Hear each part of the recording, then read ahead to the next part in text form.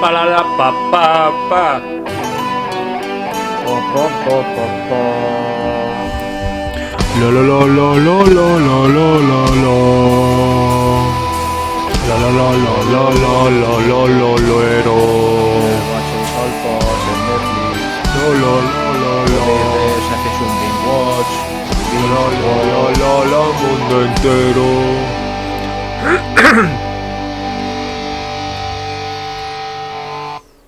Y ese corta ahí como de director de orquesta que de repente se cabrea y dice, hasta aquí. Se cerró. Hace así. Tar. Bueno, Hasta aquí. hasta aquí hemos llegado. Bienvenidos a todos y todas. Mientras voy haciendo las presentaciones del día de hoy. Para la gente de Twitch que nos sigue en directo, todavía estamos ajustando el tema del horario. Esta semana ha sido un poco raro, la semana que viene también lo va a ser, porque yo igual tampoco puedo estar. Entonces a lo mejor tenemos que volver a hacer el programa antes. Pero bueno, en fin, para la gente que lo ve en diferido, o lo escucha en diferido, que es la mayoría, pues tampoco le va a afectar mucho. Pero esta semana estamos Fer y yo, un poco más tarde, haciendo el programa. ¿Cómo estás, Fer? Pues aquí estoy, muy bien. ¿Seguro? Sí. Vale, me alegro. Yo no me feo de cuando alguien dice que está bien, ya no me feo. Sí, estoy bien. Además estoy bien acompañado. Estás bien acompañado, ¿no? Bien, eso siempre es bueno. Por otro lado, hoy, pues eso, estamos los dos. Vamos a hacer una cosa que teníamos ganas de hacer, que era un programa sobre espías. Espías. Lo ha llamado Fernando Espías como vosotros. No, espías como vosotros, ¿no? Sí, porque la película era espía como nosotros. Claro, ¿no? entonces esto es espía Claro. como vosotros, como los Gary Oldmans. Exacto. Los Gary Oldman. Entonces, los Gary Oldman.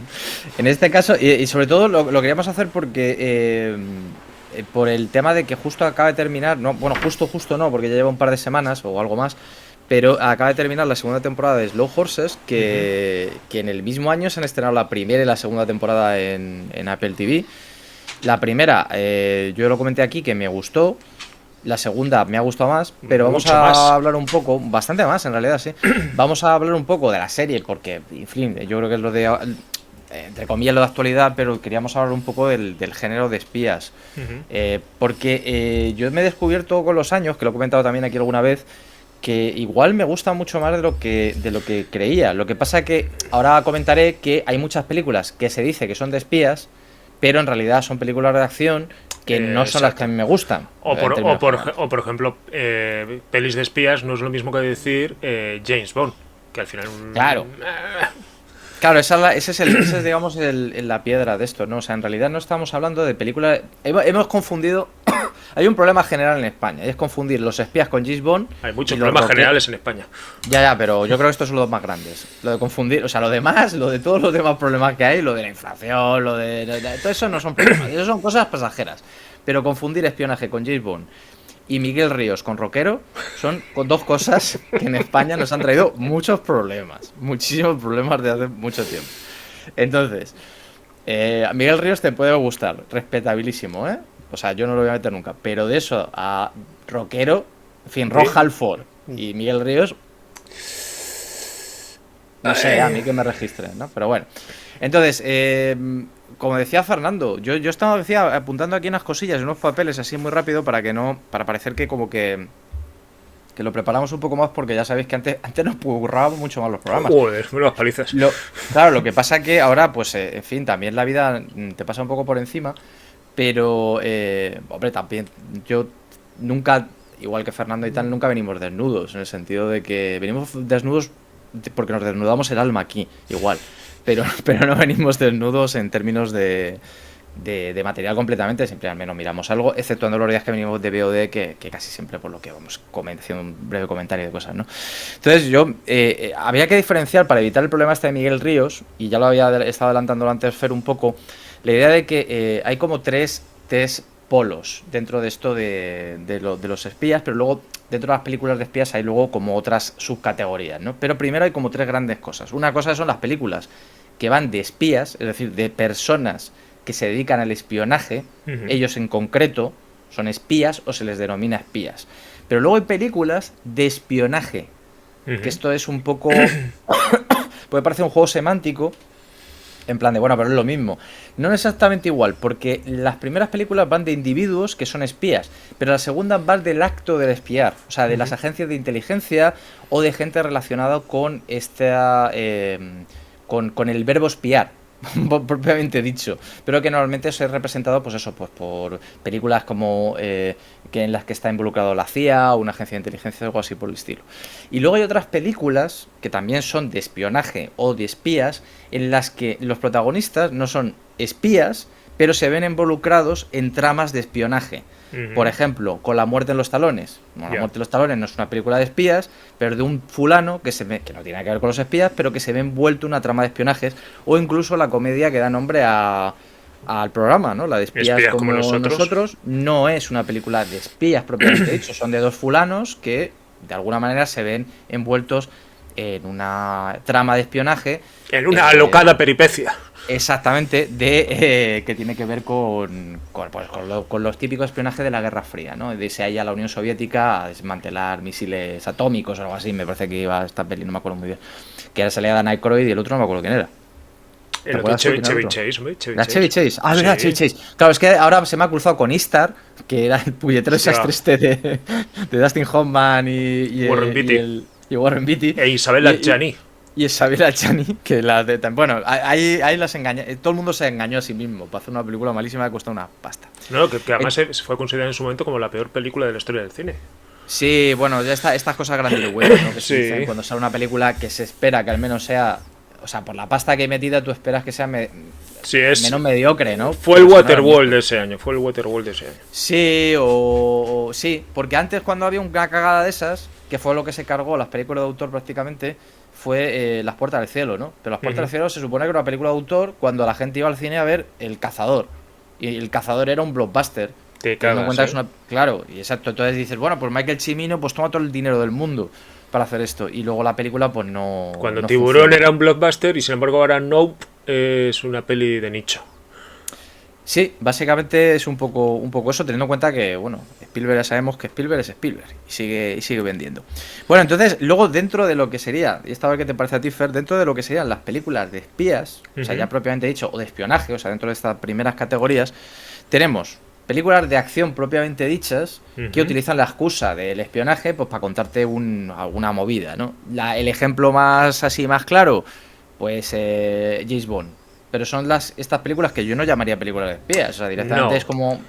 Porque de hecho, luego hay películas un poco que navegan, porque James Bond al final, y sobre todo a día de hoy, es cierto que con distintas reboots o iteraciones que ha habido, pues se ha intentado volver más serio, más camp o menos camp o lo que sea, pero James Bond al final, pues eso, es más un cómic, es un superhéroe, es Batman, es Superman, es otra cosa, ¿no?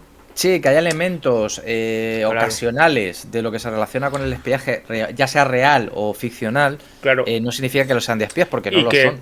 Y que nace, por ejemplo, y partiendo un poco de la premisa de cuál es la base que da lugar, igual que ahora todas las pelis de pijameros provienen de unas cosas que se llaman cómics, pues al final casi todo el cine de espías del que queremos hablar en el programa de hoy, pues viene de novelas de un género muy, muy concreto, y James Bond viene de novelas que sobre el papel deberían parecer de espías, pero que en realidad son más novelas pulp. Es decir, claro, eran novelas pulp, de hecho. Eran novelas pulp, es decir, no podemos meter en el mismo saco a Ian Fleming que a John le Carré. Yo creo que es algo y hablaremos luego de John le Carré, precisamente la idea del agente Smiley, que es como uno de los personajes más famosos de John le Carré. Él mismo lo planteaba, vamos, una cosa que pone en Wikipedia, vaya, pero que es que decir que el propio Le Carré decía que era como la crítica que él hizo a James Bond, o sea, es como claro. esto es más parecido a un agente, esto sí es un espía y esto no lo es. Claro. ¿No? Esta es la imagen real de un espía. Porque de hecho James Bond ha sido un poco el patrón para que luego, porque por ejemplo, una saga que a mí me mola mucho, aunque según va avanzando y obviando las últimas cosas horrorosas que hicieron en los 90 y tal, porque realmente no es una saga, porque fue una película muy guay, dos películas muy guays, una tercera un poco más rara, son las del Harry Palmer. Claro, eso te iba a decir yo ahora mismo, que déjame que te lo comente y las comentas tú las pelis. Que Claro. luego están otras dentro de la misma categoría de peli de acción que son las que describen, entre comillas, el trabajo de campo de un espía. ¿Por qué? Porque son las películas que te permite meter acción. El que trabaja, el que hace trabajo de campo, el que está, digamos, metido en la pomadita, normalmente es el que se identifica con esto, que luego en la realidad no es así Ujú. habitualmente, pero se identifica con esto. Entonces, una de las sagas, iba a decir yo, eso era la de IP Crest, ¿no? La idea del Sí. agente Palmer porque es eso en realidad. No Ujú. son películas propiamente dichas de espías, son thrillers o como quieras verlo, con Claro, elementos de espionaje, pero...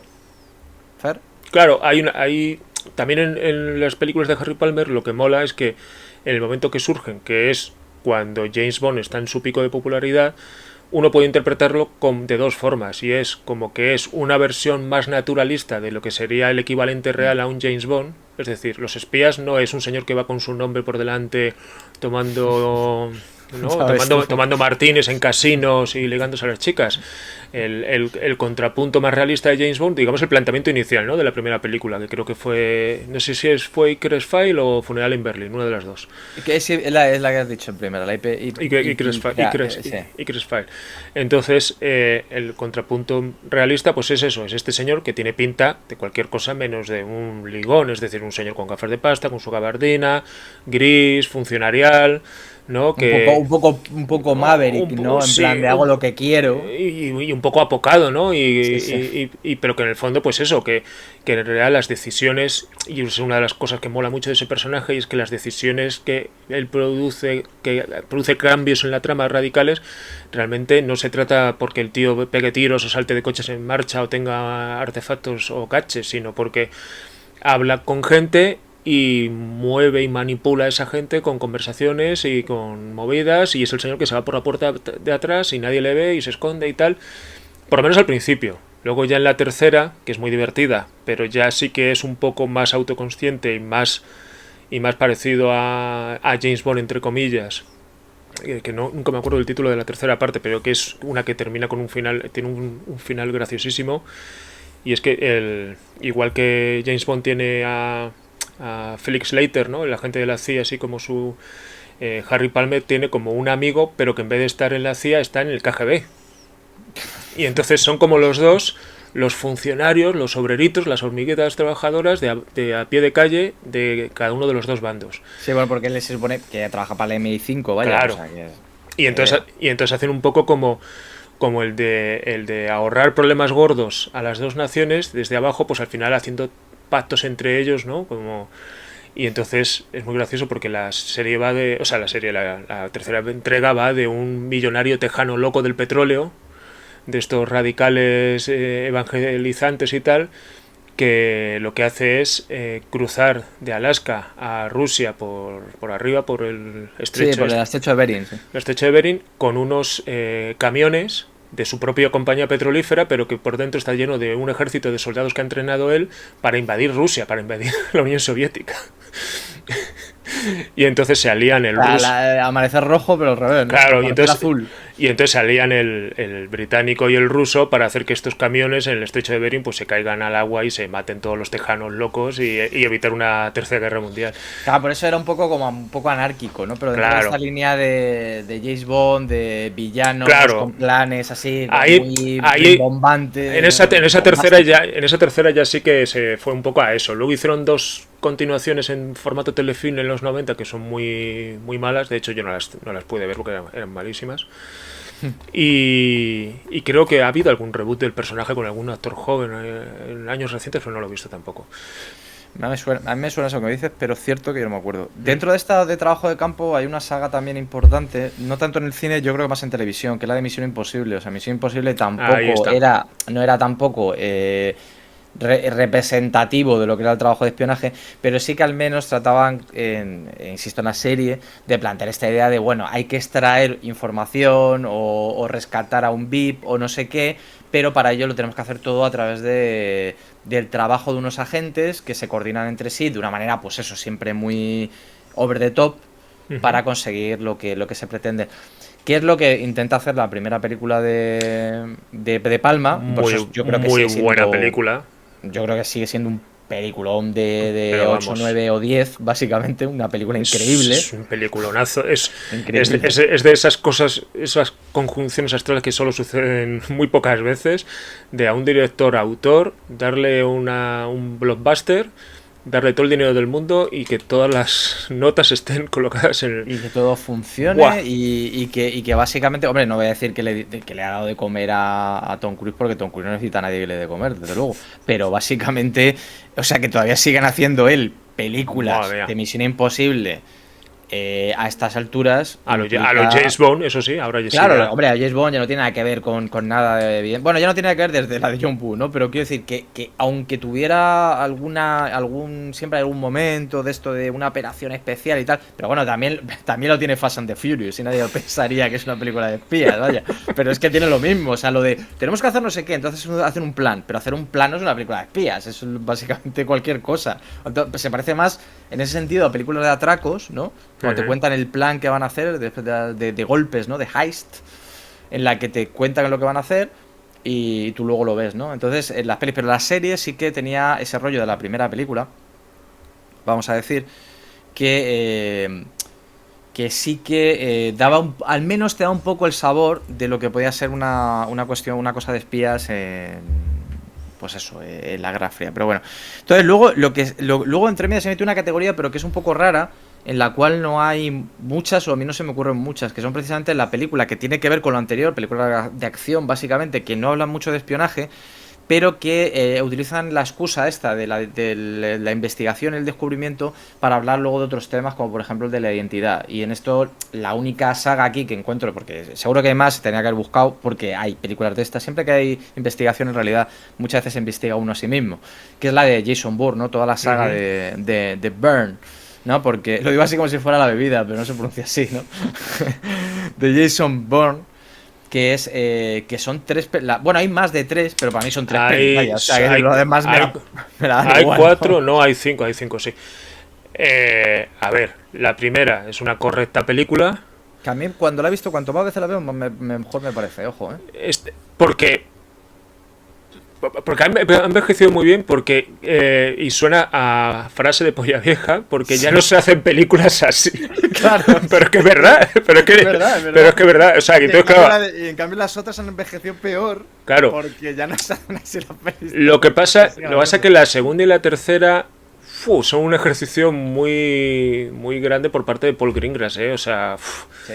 Yo ya te digo que yo las he revisado algunas, las otras dos y tal, y tienen momentos que no me gustan tanto, porque creo que Greengrass en su momento me molaba más como director que ahora. O sea, yo creo que se pasa mareándome con la cámara, pero la acción sigue siendo todavía... Pero a mí más que la acción, que es cierto que lo del mareo y tal... El tempo, que más que quería decir. Claro, vaya, y el tono. Exacto. A mí lo que me gusta sobre todo es el tono. Es decir, porque lo del mareo de cámara obviamente es heredero de una época, entonces ahora lo ves y es como uff, tal, no sé qué. Pero el tono de cómo está el personaje de él, cómo están en general todos los personajes, la relación de él con el personaje de Julia Stiles, esa aparente frialdad, así todo como muy procedimental y tal, a mí eso me mola mucho, porque hay como una especie de épica, no over the top, sino todo como muy, muy, muy minimalista, que creo que lo hace muy bien, muy bien y que luego está la cuarta, que es la de Jeremy Renner que es donde el creador el guionista, ¿cómo se puede decir esto? ¿Cómo se llama el creador de True Detective? Sí, hombre. El Picholato, ¿no? Picholato, sí. Pues el Picholato de la saga de Bourne, es decir, el guionista que creía que él tenía la esencia y tal y cual, pues renegó de las 2 entregas de Greengrass. Que tiene cojones, ¿sabes? Ya, claro. Y se hizo cargo de él de la cuarta. Y es que aquí hay un juego muy interesante, porque este señor se le llevó a un terreno muy poco comercial, al mismo tiempo que intentando ser una explotación comercial de la saga. Entonces, claro, es una peli donde vuelve a repetir lo mismo que le pasa a Bourne, pero ya ni siquiera hay la noción de que la gente no sabe lo que le está pasando. Es decir, todos los personajes saben qué es lo que está pasando, entonces no hay ningún secreto que desvelar. Entonces, claro, de repente la película se convierte como una especie de retrato funcionarial súper frío y súper distante, que claro, se convierte en que al público le da igual. Y luego encima ves, ni siquiera está Matt Damon. Entonces, es una película muy marciana, muy rara, y que considero toda esta paja mental relevante en este momento porque muchas de las cosas que están en esa cuarta peli están luego en un último producto de ese mismo señor, que es Andor.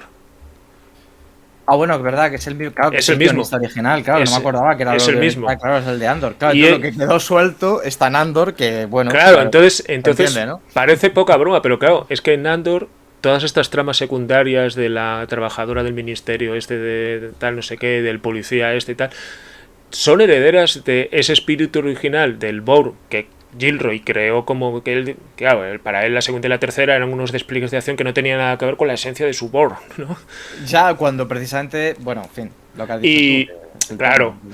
Y de hecho en la saga hubo una quinta entrega con Paul Greengrass y Jason Bourne, que esa sí que pues esa sí que sobra por todos los lados porque es como una especie, una especie de replay, de remix y de volver a hacer todo otra vez que no tiene ningún sentido. Esa sí que es un sinsentido.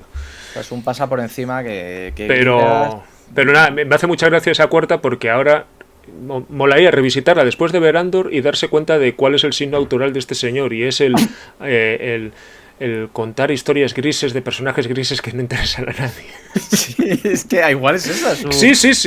Pero, bueno, pues oye bien. No, pero es que no sé, a mí me despierta cierta... O sea, cayéndome el mal, porque por las cosas que le he leído me parece es que no es muy simpático. Sí, no es muy arrogante y muy... No. Podría haber nacido en los 70 y haber hecho thriller de estos de los 70, igual ahí hubiera pegado mejor, ¿no? Sí. Que igual encajaba mejor a él. Gritty thrillers. Sí, así de gente, pues eso, como Robert Redford en los 3 días del Cóndor. Lo que pasa es que en vez de poner a Robert Redford hubiera puesto un señor, pues así como más gris. Muy gris. O un Frank Connection, ¿no? Cosas así. Sí, pero es que Frank Connection sería Frank Connection, pero sin la persecución de coches, que es lo que todo el mundo se acuerda, teniendo en cuenta que es un peliculón, ¿eh? Yo no digo todo lo contrario, me parece que es una de las obras maestras del cine, pero precisamente le hubiera quitado la persecución de coches, posiblemente. Sí, porque diría, pero ¿qué exceso es este? No, aquí lo que ¿qué exceso? La gente aquí lo que tienen que hacer es tener reuniones y mandar una multa a Hacienda, a ver si no la paga le detienen. Y ya está, pues joder, pues bien. Sí, ¿es muy realista? Sí, a lo mejor no es muy divertido. Me he acordado de otra peli mientras estabas hablando de esto, que también utiliza el mismo gimmick de Bourne y que es de ese rollo de espía, superespía, que no se acuerda tal, que es esta película malísima de Renny Harlin, Memoria Letal, que no me acuerdo cómo se llamaba en inglés. The Long Kiss Goodbye, exacto. Sí, The Long Kiss Goodbye, es verdad. Good Night. O sea, es alucinante que hay gente que la defiende. Yo, de hecho, bueno, me voy a meter con otros podcasts que son muchísimo más exitosos que el nuestro. Pero, por ejemplo, Órbita Endor lo defendían un poco la película. Como que, bueno, yo la recuerdo muy mal las veces que la he visto. Me parece malísima. Que Renny Harlin. Con Renny Harlin, que es un director hiper mediocre. Que la mejor siempre lo hemos dicho, que eso sí, tiene una de nuestras películas icónicas de todos los que estamos aquí, que es, no digo aquí, sino que incluso yo creo los que escuchan, que es Las aventuras de Ford Fairlane. Por supuesto. Pero que no es buena porque esté el detrás, sino es buena por otros motivos. Es una película de Joel Silver ejecutada por Renny Harlin. Y que tiene todo su encanto en el doblaje en castellano. Que eso ya es para morirse, ¿no? Es como el retruécano absoluto de todo esto, ¿no? Sí. Entonces, pero esa era de ese estilo, ¿no? Son espías, pero que no se acuerda que lo son. Pero son por entre comillas, esto de superespías. En Bourne es un superespía, no es una persona real, en términos generales. Lo que pasa es que el tono te hace pensar que estos agentes de campo son posibles y que lo que realmente es raro es el proyecto en el que estaba metido él, que es el Treaston ¿no? Que luego hicieron una serie. ¿Has hecho una serie? Sí, efectivamente. Una serie con 2 temporadas. Sí, pues fíjate tú que a mi coño me interesa. Es que además era gracioso porque Marta y yo empezamos a verla y era igual de gris y anodina que todo lo que intente hacer este señor, o sea... Sí, o sea, es como... bueno, entonces la cuestión está en que es eso, de gente que no se acuerda de lo que a qué se dedica y, wow, pues resulta que tiene una vida mucho más emocionante. Cypher, por ejemplo. Cypher también es un poco eso en términos generales, pero bueno. Cypher. Sí, pero juegan una liga parecida, ¿no? Esta porque es una película de espías, en realidad, todo el rato, ¿no? Lo que pasa es que luego hay un rollo ahí de identidad entre medias, pero que entra dentro de esta un poco esta categoría que decía que no es, que es un poco móvil, ¿no? Que en realidad no están hablando de películas de espías, pero todo el ambiente sí que no está tan alejado de, por lo menos desde mi perspectiva, vaya, aunque es bastante discutible, creo que está bastante más alejado de James Bond. Pero sí bebe de esa esencia de película de acción, que basa mucha, casi toda la potencia del desarrollo de la trama en secuencias de acción. No necesariamente tiene que ser bombásticas, simplemente esta idea de que los personajes no resuelven las cosas como lo resolvería un agente de inteligencia, ¿no? Que es como ya hablaremos luego, pues igual. Yo solo quiero hacer un inciso sobre la tercera parte de Jason Bourne. Sí. Y es que siempre guardaré un rinconcito para ella en mi corazón porque tiene una secuencia rodada en Getafe. Sí, hombre, sí, claro, eso sí, en la tercera parte hay un momento en el que en la carretera Toledo. No, en la carretera de Andalucía. En la estación de servicio que está en donde está ahora, bueno, en el polígono de San Cristóbal, enfrente del motel Los Olivos. De hecho, se ve el motel Los Olivos de fondo. Sí, yo cada vez que paso por ahí con el coche, claro, siempre me acuerdo de que ahí estuvo. Que está el mapa este de azulejos de Pirelli. Claro, ahí. Es que a mí me dan ganas. O sea, el fulano que tenga ese restaurante ahora, yo es que no entro. No, está chapado ya. O sea, sigue el edificio, pero está todo cegado. Y claro. lo que han respetado es el mapa de azulejos de Pirelli. Claro, es que el asunto está en que al lado estaba el motel Los Olivos, que sí que celebran bodas y otras cosas, entonces se mantiene abierto por muchos motivos, pero bueno, igual. Se celebran las cosas que propician muchas bodas. Vale, sí, vamos a empezar por ahí, pero también yo he estado grabando alguna vez una boda ahí. Vale. Pero sí, vamos a decir. Vamos a decir que tienen un modelo de negocio flexible, ¿vale? En ese sentido. Bueno, el caso es que yo pensaba, pues si está al lado el bar este donde estuvo Juan, coño, es que es entrar a una foto con Matt Damon, ¿no? Me imaginaba. Y es que además, en la secuencia en el bar ese de enfrente del motel Los Olivos, el que sale de barman en el fondo de la secuencia es un señor, es un figurante con el que yo había hecho un montón de reconstrucciones en el buscador y en una de ellas hizo de marido de mi madre. Bueno, pues nada. O sea, es que... Ay, qué risa. Por eso esa película no... esa película... Ahí, además que a mí primero me llamó la atención porque estaba bien ambientada en España, porque lo primero que sale en Madrid, sí. No sé si es de Barcelona, porque entra por ahí, creo, pero sale en Madrid y dices, coño, en Madrid. Y ves a los policías nacionales y, hostia, son policías nacionales. Incluso hablan en español. Cosa que ya es muy sorprendente, estas tres cosas que acabo de decir. Y lo que yo agradeceré siempre a Paul Greengrass, de repente, ambientación en Madrid, plano aéreo de Madrid y la Plaza de Toros, y sigue sonando la misma música y no empiezan a sonar o los Gypsy Kings o alguna cosa así. Claro, todo el rato este sonicote de Burr no, como que va a pasar algo, no, pero sigue la misma sintonía, estés en Londres, estés en Budapest o estés en Getafe. Claro. Y el tipo luego se va a tomar un café ahí a la carretera Andalucía.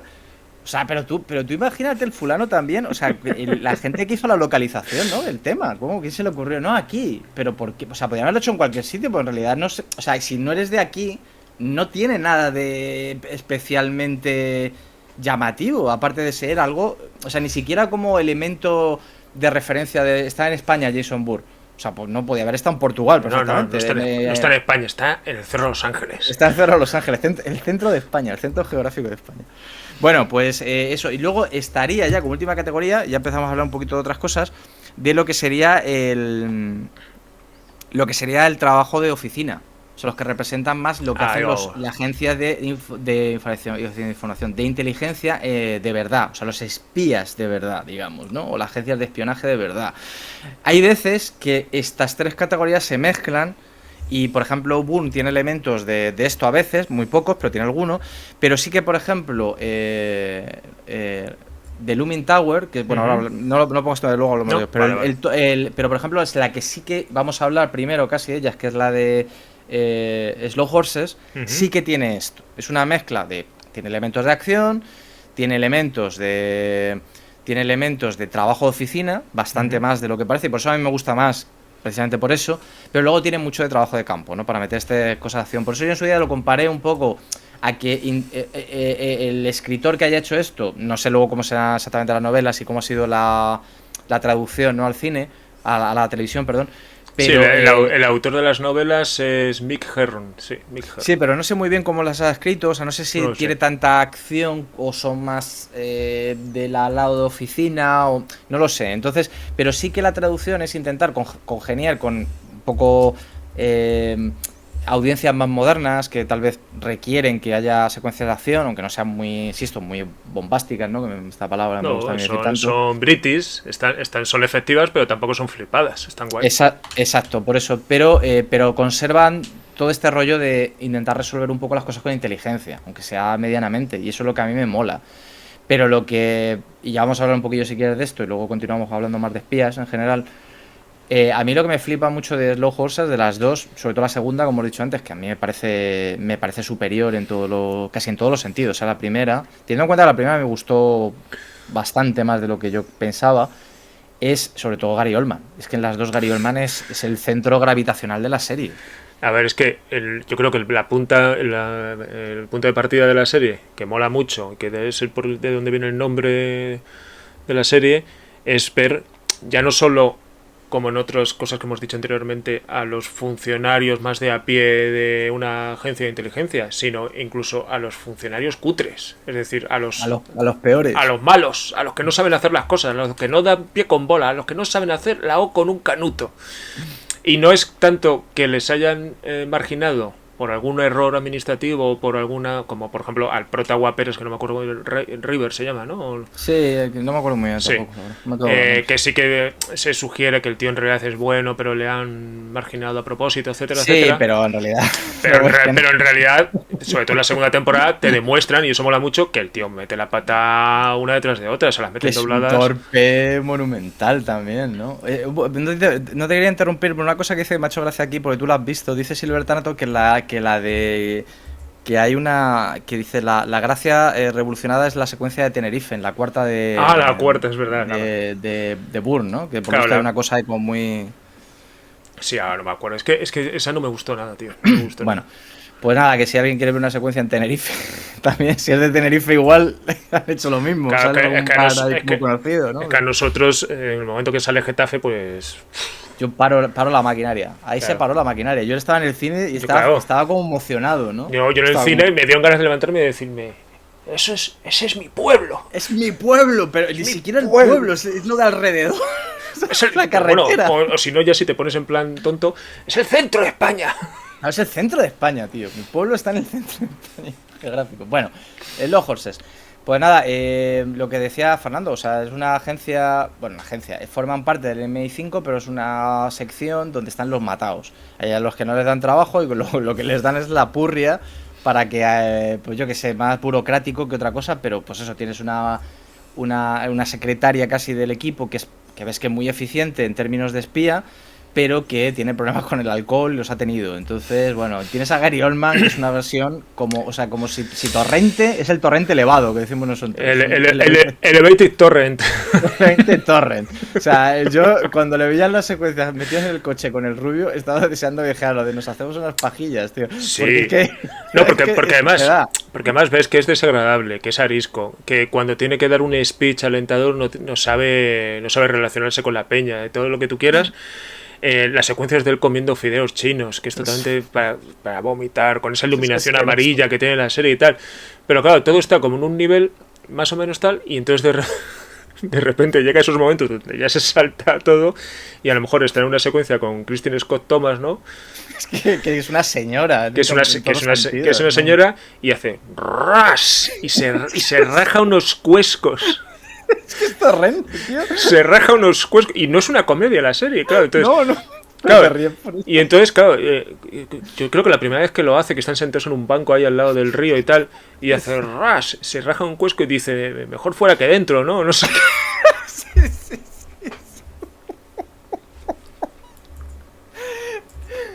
Pero claro, o sea, a ver, yo creo, o sea, el chiste lo entrega Es que como lo entrega Gary ¡Uy! Oldman, con todos mis respetos a Santiago Hostia, Segura, qué que creo que gracioso. Santiago Segura, el personaje realmente es su gran creación, pero lo entrega mucho mejor Gary Gary Oldman. Oldman. Es Madre mía, qué que como risa, tío. los entrega de una manera, vamos, exquisita, ¿eh? O sea, es como...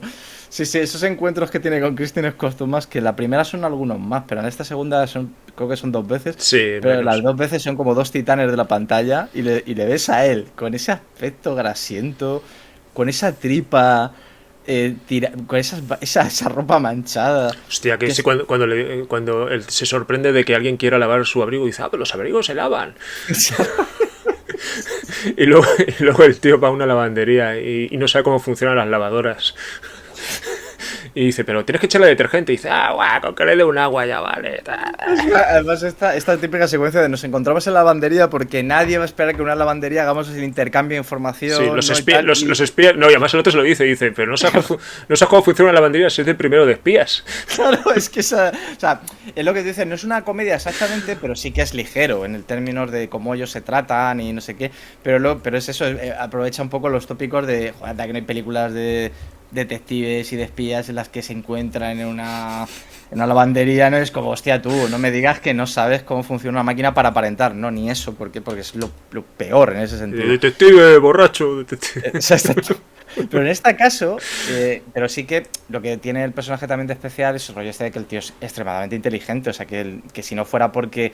O sea, tú intuyes, por lo que va contando y por lo que van contando, que él era un tipo, era como el Smile, el George Ujú. Smile de John le Carré, pero que en un momento determinado se viene abajo por el trabajo que lleva, entre otras cosas, por las cagadas que van sucediendo, no necesariamente suyas, alguna se intuye que también que sí, pero en general no eran cosas suyas, sino que era un tío, pues, muy molesto por su forma de ser y demás, y que trabajaba pues en las zonas más peligrosas de que podían estar los espías en aquel momento, que era, bueno, en aquel momento la serie está ambientada en la actualidad, pero vamos, yo me refiero a la Guerra Fría, que es en Berlín, ¿no? Porque además lo he comentado varias veces y tal, también que andaba por ahí y eso.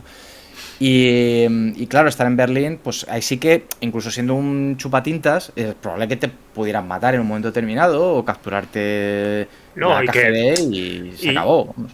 y que lo que mola, por ejemplo, en la primera temporada sí que es un poco más actual, ¿no? En términos de, pues incluso la trama, ¿no? Con un supuesto atentado o un intento, ¿no? Un secuestro de estos por grupos de extrema derecha, con un Sí, chaval de origen musulmán, etcétera, etcétera, así como temas un poco más de actualidad. Pero a mí lo que me mola por lo menos de la segunda, aparte de que me parece mucho mejor escrita, más hilvanada y más sí, sí. entretenida, es que es más de espías como las historias que siempre nos han molado de espías. Es decir, de hecho retoma temas muy recurrentes de las historias de espías como es los agentes encubiertos soviéticos en Occidente, con las células estas latentes que se activan y toda una serie de temas que de repente, pues eso, que es agentes del KGB que siguen fieles a planes secretos y no sé qué y tal. Y de repente es como si fuera la secuela, pues 40 años más tarde, todo ese tipo de historias, con todos esos personajes, pues ves incluso ¿no? Equivalentes del personaje de Gary Oldman, tanto del MI5 como de los bandos contrarios, como son, ¿no? Todo viejos y cochambrosos después del paso de los años. Sí. Y como en el fondo, pues lo que les une, ¿no? Como lo que decíamos antes de Harry Palmer y su contrapunto soviético, como les une, pues eso, el haber sido un poco los peones y en esas guerras, en la Guerra Fría, en todos estos ataques, y como al final quien les ha dejado un poco tirados ha sido los propios sistemas, ¿no? de sus países y de sus y de sus agencias de inteligencia, ¿no? Y que no, porque al final al personaje de Gary Oldman lo humaniza es esa inteligencia que ves que tiene, que se basa a lo mejor más en su experiencia, en sus mimbres, ¿no? En sus tablas, y luego en el aprecio que aunque no lo demuestre tiene por los que han sido compañeros de trabajo o son compañeros de trabajo, ¿no? Como esa especie de fidelidad, ¿no? Además, que tú lo piensas todo el rato, pero en la segunda temporada lo dice con una frase, dice estos tipos, los de la cloaca, ¿no? La agencia que él lleva, la subagencia que él lleva, dice, son unos mierdas, dice, pero son mis mierdas. Sí, sí, sí, claro, claro. Sí, sí, eso es lo importante o sea, en realidad es un líder, es un buen líder, en Uh -huh. términos de que tiene De que defender manejar a un los equipo, suyos. claro, y tiene un equipo de gente que sabe que son los inútiles, pero sabe asignarles, o al menos sabe hacer algo que es muy de espía, que es lo de te mando a ti porque sé que aunque lo hagan mal, me vas a dar tiempo para que yo pueda hacer Claro. lo que yo sí sé hacer bien. Entonces, juegos de manos típicos del espionaje de alto nivel, que es de que en realidad el que maneja bien la explotación de la información es el que gana la partida. No tanto el hecho de tomar las cosas por la fuerza, que es lo que hacen, pues eso, todas estas películas que están más relacionadas con, pues eso, con la acción directamente, ¿no? Pues, o sea, que decir, por muchas secuencitas que haya pequeñas en Misión Imposible, ya la de Tom Cruise me refiero, en las que haya algo de esto, al final todo se resume en darse de hostias Hombre, con los malos y ganas. las de Misión Imposible se resumen en eso y en empatar al personal con tirarse desde una estación espacial o cosas así. Claro, sí, pero en realidad dice, bueno, que esto cómo se resuelve. Se resuelve engañando, que es como se resolvían estas cosas, ¿no? A ver quién es más, en realidad quién es más listo, porque esa es la historia, cómo manejas la información, ¿no? Que tienes a mano para ganar la partida. O sea, la táctica y la estrategia, que se suele decir, la reacción y los planes a largo plazo, ¿no? Eso a mí me gusta mucho verlo, ¿no? Que es algo que hemos hablado. Ahora no me quiero adelantar, vamos a terminar un poco con esto, pero que es lo que, digamos que la serie epítome que hizo de esto, una temporada muy buena y luego se acabó el Rubicon, ¿no? Pero que Slow Horses, por ejemplo, combina estos dos mundos y hace una serie muy divertida. O sea, extremadamente divertida, por lo menos desde nuestro juicio. Sí, No sé, y que además, por ejemplo, es lo que decíamos, por ejemplo, un personaje como el de River, que a priori, si fuera una serie más convencional o más yankee, pues sería el listo de la panda. Pues claro, en el fondo es el que se cree listo. Gary Oldman sabe, el personaje de Gary Oldman sabe al final cuáles son las flaquezas y las cosas más flojas de sus trabajadores, y lo que dices tú, los usa, los manipula y los juega como cartas para conseguir determinados objetivos. Y algunas de las cosas más graciosas de esta segunda temporada es cuando él cree que ha hecho algo brillante para deslumbrar al personaje de Gary Oldman, y Gary Oldman le lleva 3 capítulos de ventaja y le deja en evidencia pues ante ridiculeces, y hace, o sea, es muy, muy gracioso. Claro, porque le manda en un momento determinado, le manda ahí como de agente encubierto. Qué gracioso es eso. Y dices, pero tío, sabes que el otro sabe perfectamente que no lo va a hacer bien. Y es como, qué sí, gracioso vete, si no va a haber problema. Claro, ¿cómo va a haber problema? Si lo que quiero precisamente es que te pillen para que me desvelen quién es el. Sí, además, que es muy gracioso cuando ve que el otro se viene arriba, ¿no? Y se empieza a emocionar porque, hostia, voy a hacer una misión encubierta y tal. Y el tío ahí dice, ¿qué te pasa? Y dice, que estoy emocionado. Y el otro le manda un pueblo de mierda que se llama, pues no sé cómo se llama, Seton, ¿no? Y el otro le dice, desde Seton con amor, ¿no? Qué gracioso.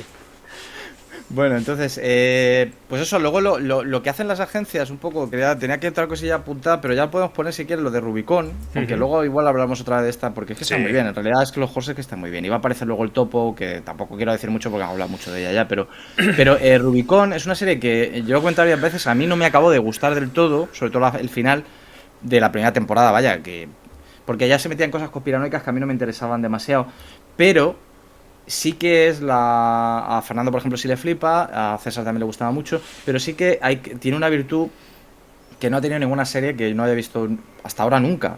Lo más parecido son las películas de John le Carré, que es la de mostrar cómo es el funcionamiento de una agencia de inteligencia desde dentro, en la que los agentes no son ningún agente de campo, sino son todos agentes de inteligencia. Con lo cual son prácticamente una serie de personas metidas en una habitación. Es cierto que luego estaba la trama de que este era como un paranoico y no sé qué y tal, pero en realidad para mí la chicha de la serie era esa, como sobre todo el capítulo este que tiene de este personaje secundario que tiene que decidir si recomendar que tiren un misil a un sitio porque creen que ahí está para un dron, ¿no? Para acabar con un posible líder de Al-Qaeda o no sé qué. Sí, Al-Qaeda, lo equivalente. Yo creo que era Al-Qaeda en sería, o sea, que lo nombraban por Al-Qaeda y no un nombre de estos ficticios y tal.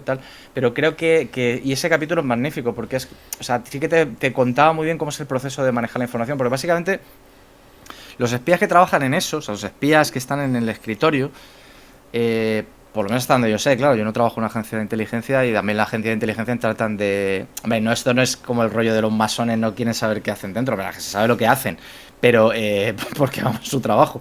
Pero te quiero decir que no soy un experto en lo que hacen, pero sí sé que, por ejemplo, los espías dan muchos cursos de filosofía y concretamente de epistemología. O sea, eso sí lo sé, o sea, por gente que conozco y tal, o sea, dan cursos de epistemología y los manuales que alguno tengo por ahí de cómo funciona o sea, es decir, de manuales de entrenamiento, ¿no? Para gente que trabaja en inteligencia, pues se insiste mucho en la epistemología. O sea, algo que cuando uno es estudiante, a lo mejor de filosofía, es como, bueno, esto es interesante, la teoría del conocimiento, pero tampoco ves que más allá de a lo mejor el juego filosófico vaya a algún sitio. Es fundamental para un agente de inteligencia cómo encontrar una manera, un procedimiento que sea fiable, de tal modo que siempre que intente explotar un nicho, lo estoy diciendo un poco mal, ¿vale? Pero siempre que intente explotar un nicho informacional, la información que saque de ahí sea válida. Y esto es algo que es extremadamente complejo. A lo mejor un ejemplo, o sea, complejo en el sentido de que es difícil conseguir llegar a eso. O sea, nosotros estamos tan acostumbrados a las películas, pues eso, de espías falsos, que pensamos que ser espía es, me presento en un casino y ya me he enterado de todo, ¿sabes? Claro, porque claro, miro al fulano este que está acariciando un gato y tiene una cicatriz hasta aquí, pues por narices ese tío tiene que ser el malo. Entonces, y bueno, y una tía que muy despampanante, que me quiere... Que quiere rollo... Al minuto. Pues por narices tiene que ser una fe fatal. Esas son o sea, eso no, así no funciona. Y de hecho, y tampoco funciona como Sherlock Holmes. Sherlock Holmes mola, igual que molaba House. Pero no se trabaja así, no se trabaja por deducción. Deducción, básicamente, la idea es lo que se dice siempre, pero no es así exactamente. Pero que es de lo general vas a lo particular. Entonces tú tienes una teoría y tú lo aplicas siempre a cualquier caso, da igual. Entonces, la realidad no funciona así. La realidad es más lo contrario, es más inducción. Es a través de encontrar casos específicos, luego montas leyes generales. Funciona al revés más o menos, ¿no? La inducción tampoco es eso específicamente, pero bueno, para que se entienda, ¿no?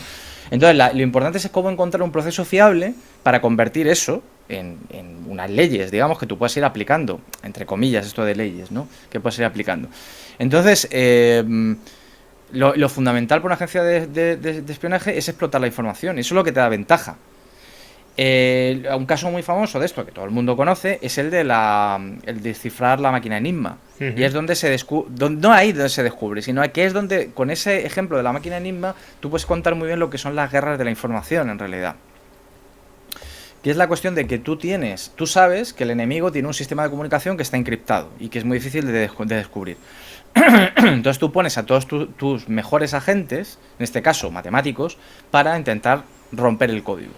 Pero cuando lo rompes, empiezas a enterarte de lo que hacen los demás.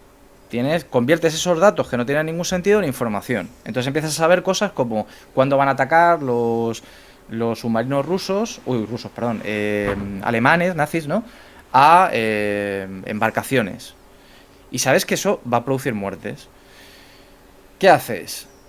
¿Actúas?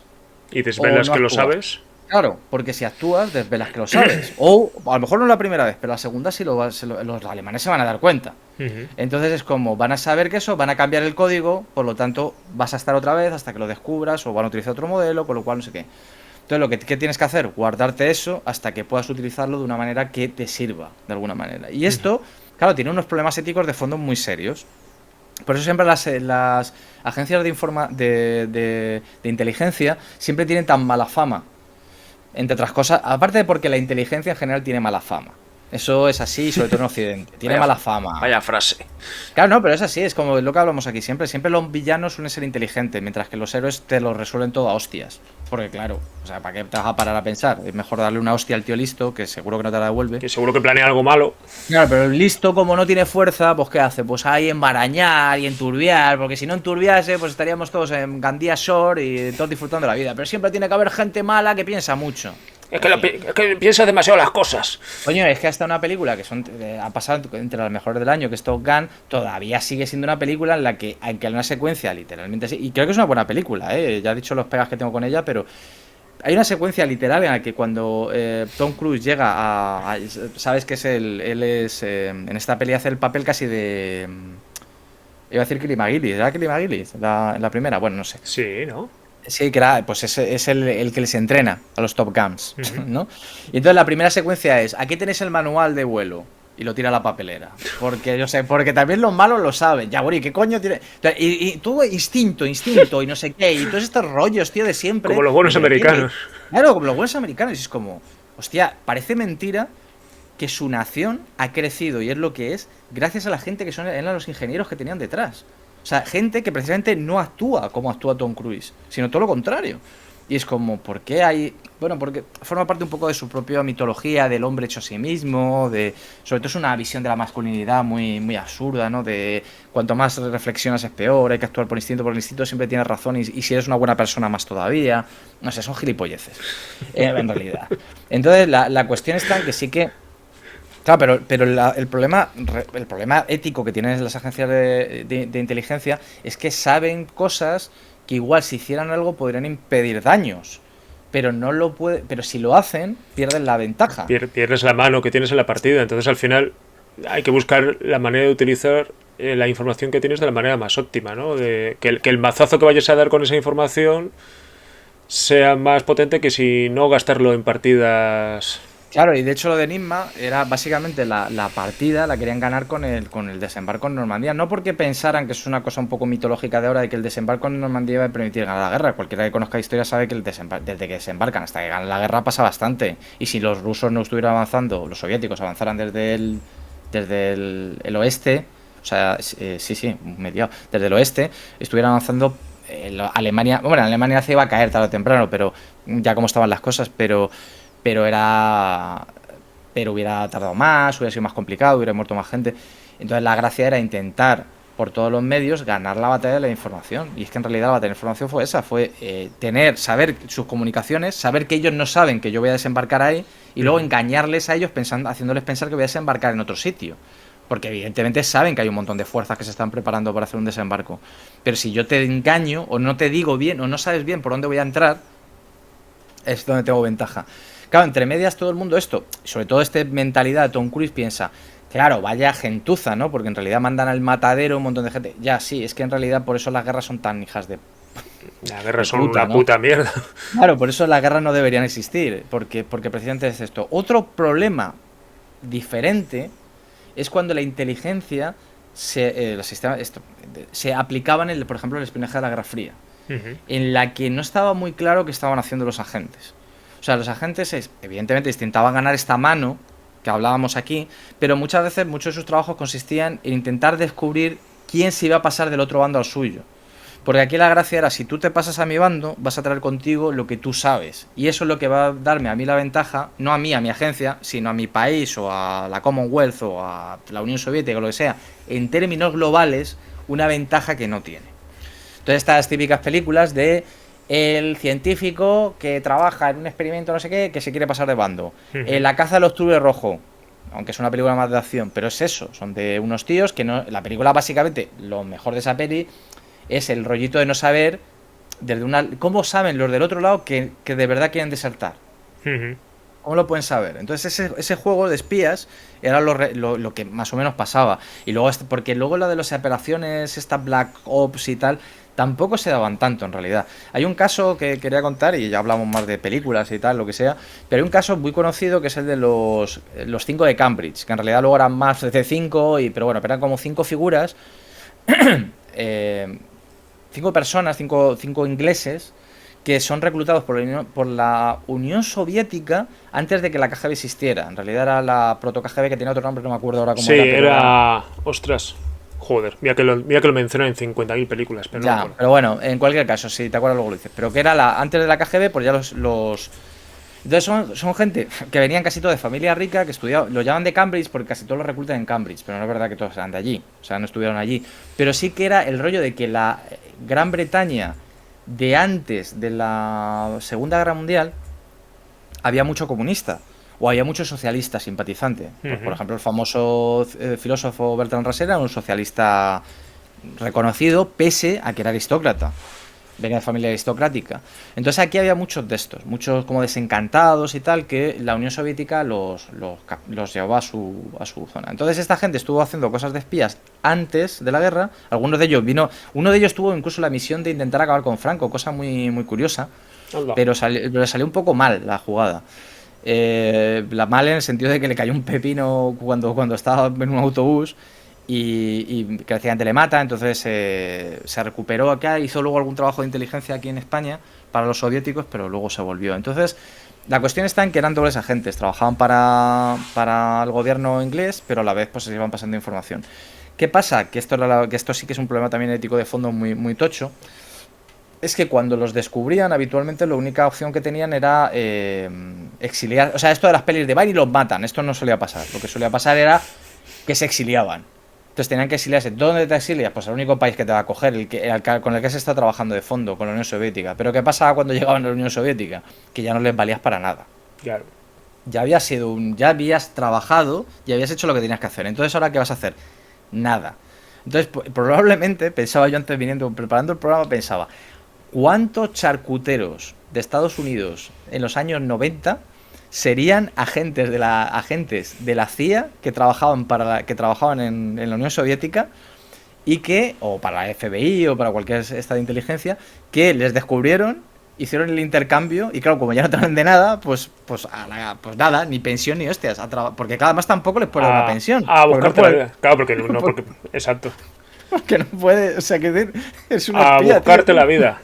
Entonces, porque mucha gente de estas, y esto sale mucho en las novelas de John le Carré, están los espías y luego están los assets que utilizan los espías. Y muchas veces los assets son gente, pues eso, vamos a decir entre comillas, normal, que reclutas. Pero es que esto es, o sea, perdonad el equivalente, pero es un equivalente a lo que pasa con el porno. O sea, el porno, o te dedicas a ello, sí, ojo, a ver. Aquí. O te dedicas a ello, o no se te ocurre ir a una agencia de gente que te dice, no, te grabamos un vídeo y te damos 500 euros por hacer el vídeo. O yo qué sé, vamos a poner 3.000 euros por hacer un vídeo.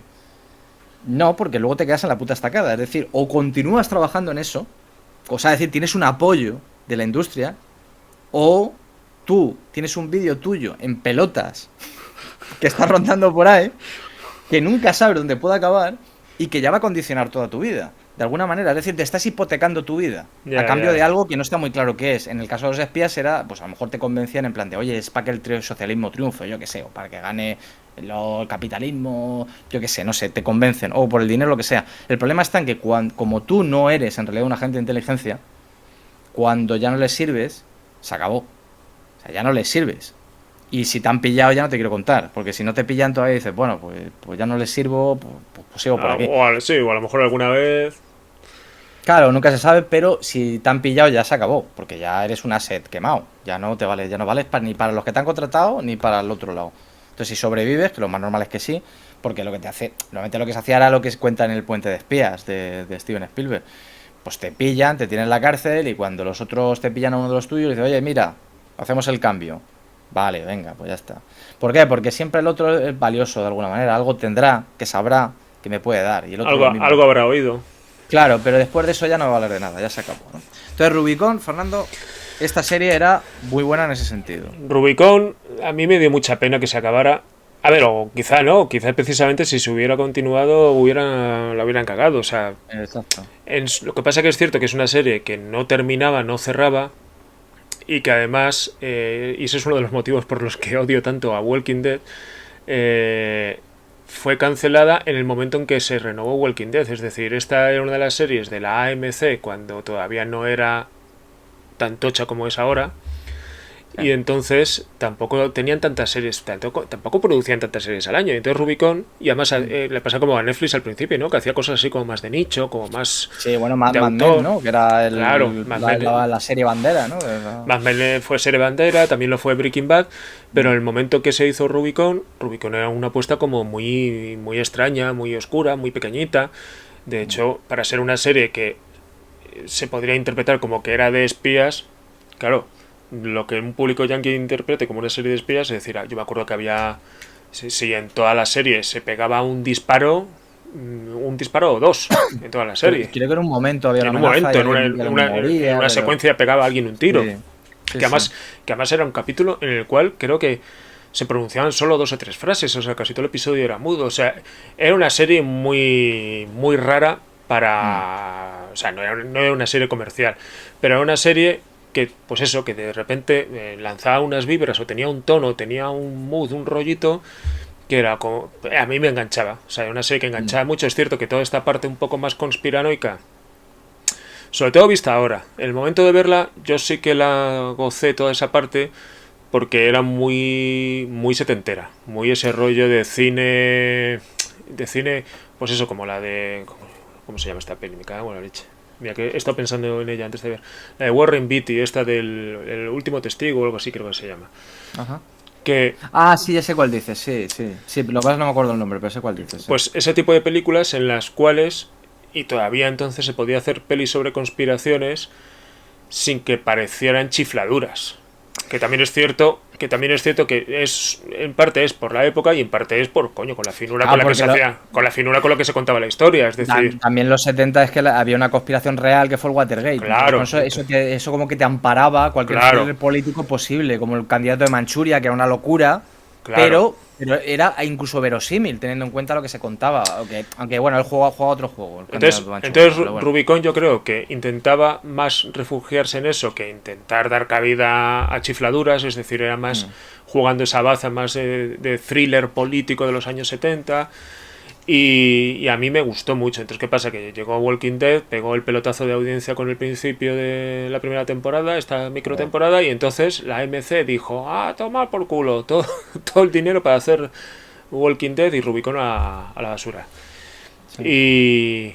Y la verdad es que es una serie que a mí me parece muy chula y muy original, y sobre todo por eso, por lo que dices tú, porque primero, en cuanto a contenido, en cuanto a fondo, pues está contándote lo que no ves, ¿no? Pues eso, los despachos, las reuniones, las decisiones, el ver a esos personajes siendo conscientes de que una decisión que tomes en un despacho, en un horario de oficina, de repente va a repercutir en que a no sé cuántos miles de kilómetros de distancia a alguien le lancen una bomba en la cabeza, y al mismo tiempo todo eso con un tono pues muy muy sobrio, muy original y con un rollo pues eso que como decíamos antes de lo que le gusta al Gilroy, ¿no? De lo grisáceo y lo funcionarial y lo procedimental, pero aquí con un tono casi casi surrealista entre comillas, es decir, ¿no? Pero ¿cómo estaba grabado?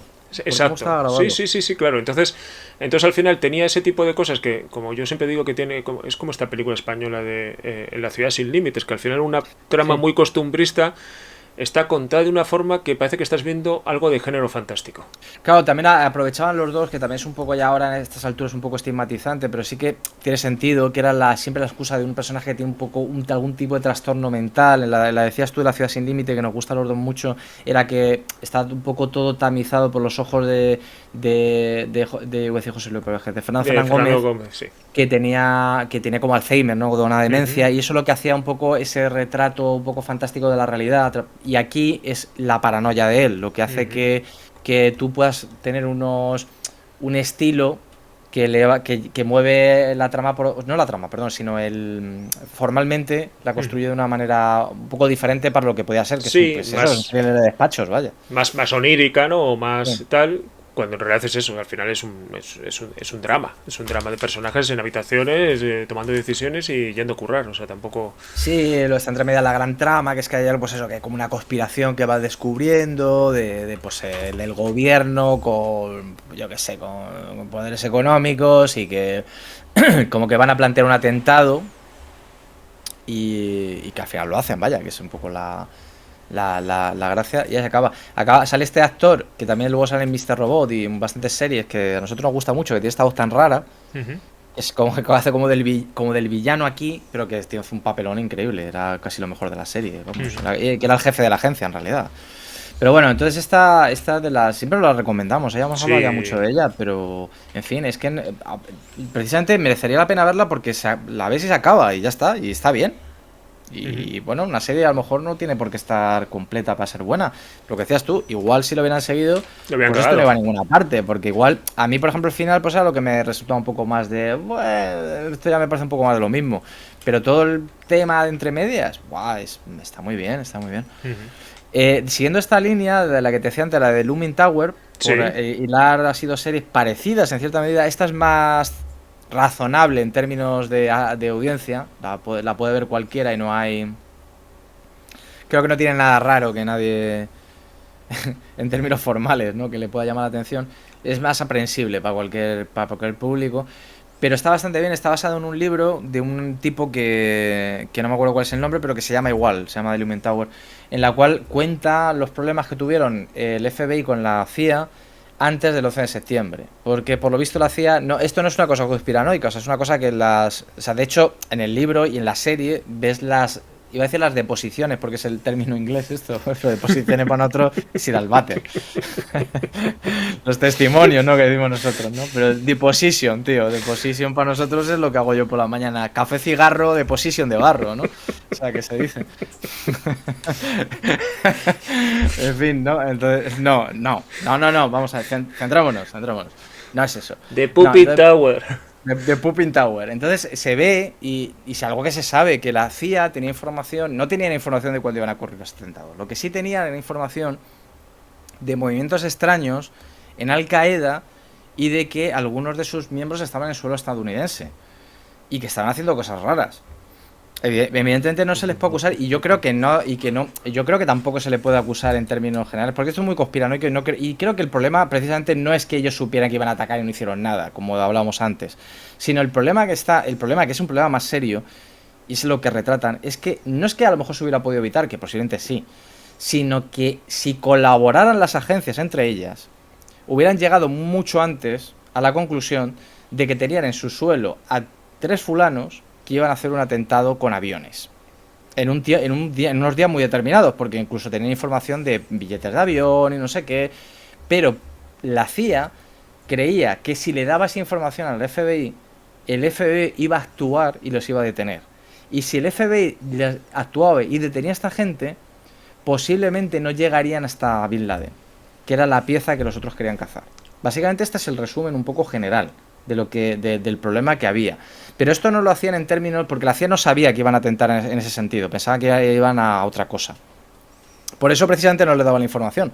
Porque no creían que fueran a hacer un atentado tan bestia. Sino que creían que estaban ahí, pues bueno, pues iban a hacer algo y tal, pero algo controlable. Y que si se iba de las manos, acabarían pillándolos en último momento y punto. Pero que en principio la idea era, los mantenemos aquí mientras nosotros tenemos los operativos en Arabia Saudí, en Afganistán, en todos estos sitios, en Irak cuando empezaba, bueno, esto es antes de la guerra, pero todos estos sitios típicos de que se relacionan con el terrorismo internacional. Pero le sale mal la jugada. Y de hecho el personaje de la derecha, que es Skarsgård, ya dijimos que no hay un Skarsgård feo, pero igual está entre medias, ¿no? Sí, este es el de mirada aviesa. El de mirada aviesa, sí. De hecho, hace un personaje súper desagradable aquí, pero fíjate que Jeff Daniels, que es el otro personaje, ¿no? De Lubentau, que es el del FBI, también es capaz de hacerte personajes muy desagradables. Aquí está el otro muchísimo más desagradable. Vamos, una cosa, pero vamos, que dan ganas de hostiarle todo el rato. O sea, es un hostiable. Decir, pero este tío, ¿de verdad? ¿En serio? Pero mírale, si ni siquiera mira de frente, tiene que mirar de lado. Mira de frente. Y sale otra actriz ahí entre medias que es la... Hostia, que creo que la que sale en Rubicon, ahora que lo pienso. La otra actriz que la hace como de segunda de este. Creo que sí, creo que la que sale en Rubicon. Y bueno, en fin, el caso es que no son capaces de ponerse de acuerdo entre ellos y tal. Lo que me gustó mucho de la serie, que retratan los interrogatorios de una manera muy realista. Esto lo he contado también ya en otro programa. Súper realista los interrogatorios, tío. Es como funcionan en realidad. Los interrogatorios no son como los de Jack Bauer. Es que lo de Jack Bauer es para reírse, ¿verdad? O sea, es una cosa en plan de oiga, que es que mira, que creo... Perdona que lo cuente así, pero que me hace mucha gracia. Cuando en una de las temporadas, cuando cogen al hijo del presidente, que no sé si era el presidente ya, no el primer presidente, sino uno de los muchos que hay durante la serie, y le coge y le dice, yo es que creo que está con los moros, porque siempre los moros eran los malos en realidad, y yo creo que está con los moros, y el otro que no, espérate que le voy a torturar, pero que no, hombre, que sí, que torturándole le sacamos la verdad, ¿no? Jack Bauer, y el otro, venga, va, tortura a mi hijo, el presidente de Estados Unidos tortura a mi hijo, ya mal, y le tortura y luego, que no está con Al Qaeda, que es gay. Es como, ¿qué cojones? Esto pasó, yo no me lo he inventado, esto pasó en la serie, Fernando. Hostia, es que, a ver, molaría mucho hacerse una review de todo 24 con los momentos más chanantes, porque... Es que momentos chanantes. Es que las 2 primeras temporadas son muy buenas. En términos de que no son obvias y que... Pero cuando echaron a todos los guionistas y se volvieron neonazis a saco... Es que Porque ya la segunda tiene el momento chanante de explotar la bomba atómica y el tío está tapado así como un Ay, monte de guau, arena que y salir andando como si no pasara No, nada. lo de que terminar el episodio, el tío escondiéndose detrás de una piedra en una explosión atómica y venga ahora. Venga, ahora, es que me voy. Que ya ha pasado, ya ha pasado, ya ha pasado. Oh, qué Eso, risa. o sea, eso ya tenía momentos así, como chanantes y tal. Pero es que después de eso, o sea, era la secuencia yo no sé cómo Kiefer Sutherland podía entrar en el plató y decir, venga, vamos a hacer otra secuencia de tortura y no reírse. Porque es que Bueno, eran cosas de acá. en el episodio ese que no saben cómo solucionar el enterarse de dónde va a estar la bomba que quieren poner los malos. Y él dice, pues ya está, ya sé cómo. Y tienen al testigo y el testigo no le... o sea, tienen atrapado a un fulano, ¿no? A un fulano de los malos que no les va a decir dónde está la bomba. Y entonces el tío dice, pues yo sé cómo. Y el tío le corta la cabeza. Esa es la segunda, tío. Sí, le corta la cabeza en la sala de interrogatorio solo para hacerse valer de cara a los malos, para poder infiltrarse dentro de la banda. O sea, es que Pero es que entra, el tío, si te acuerdas, estaba como expatriado, viene con las barbas. Y le dice el Chapel, me acuerdo todo el apellido del personaje. Le dice, oye, que aquí tenemos este y no suelta prenda. Saca la pistola, le pega 2 tiros y le empieza a rajar la cabeza y en medio de la guardia. Y el otro, ¿pero qué hace? Cállate, que yo sé. Yo sé lo que me hago, esto tiene sentido. Le faltaba hacer así, a callar, tú a callar. Pero luego más tarde, una cosa muy de Jack Bauer era que el malo me ha dicho, el malo de turno, que siempre era una ex agente de algo normalmente, ¿no?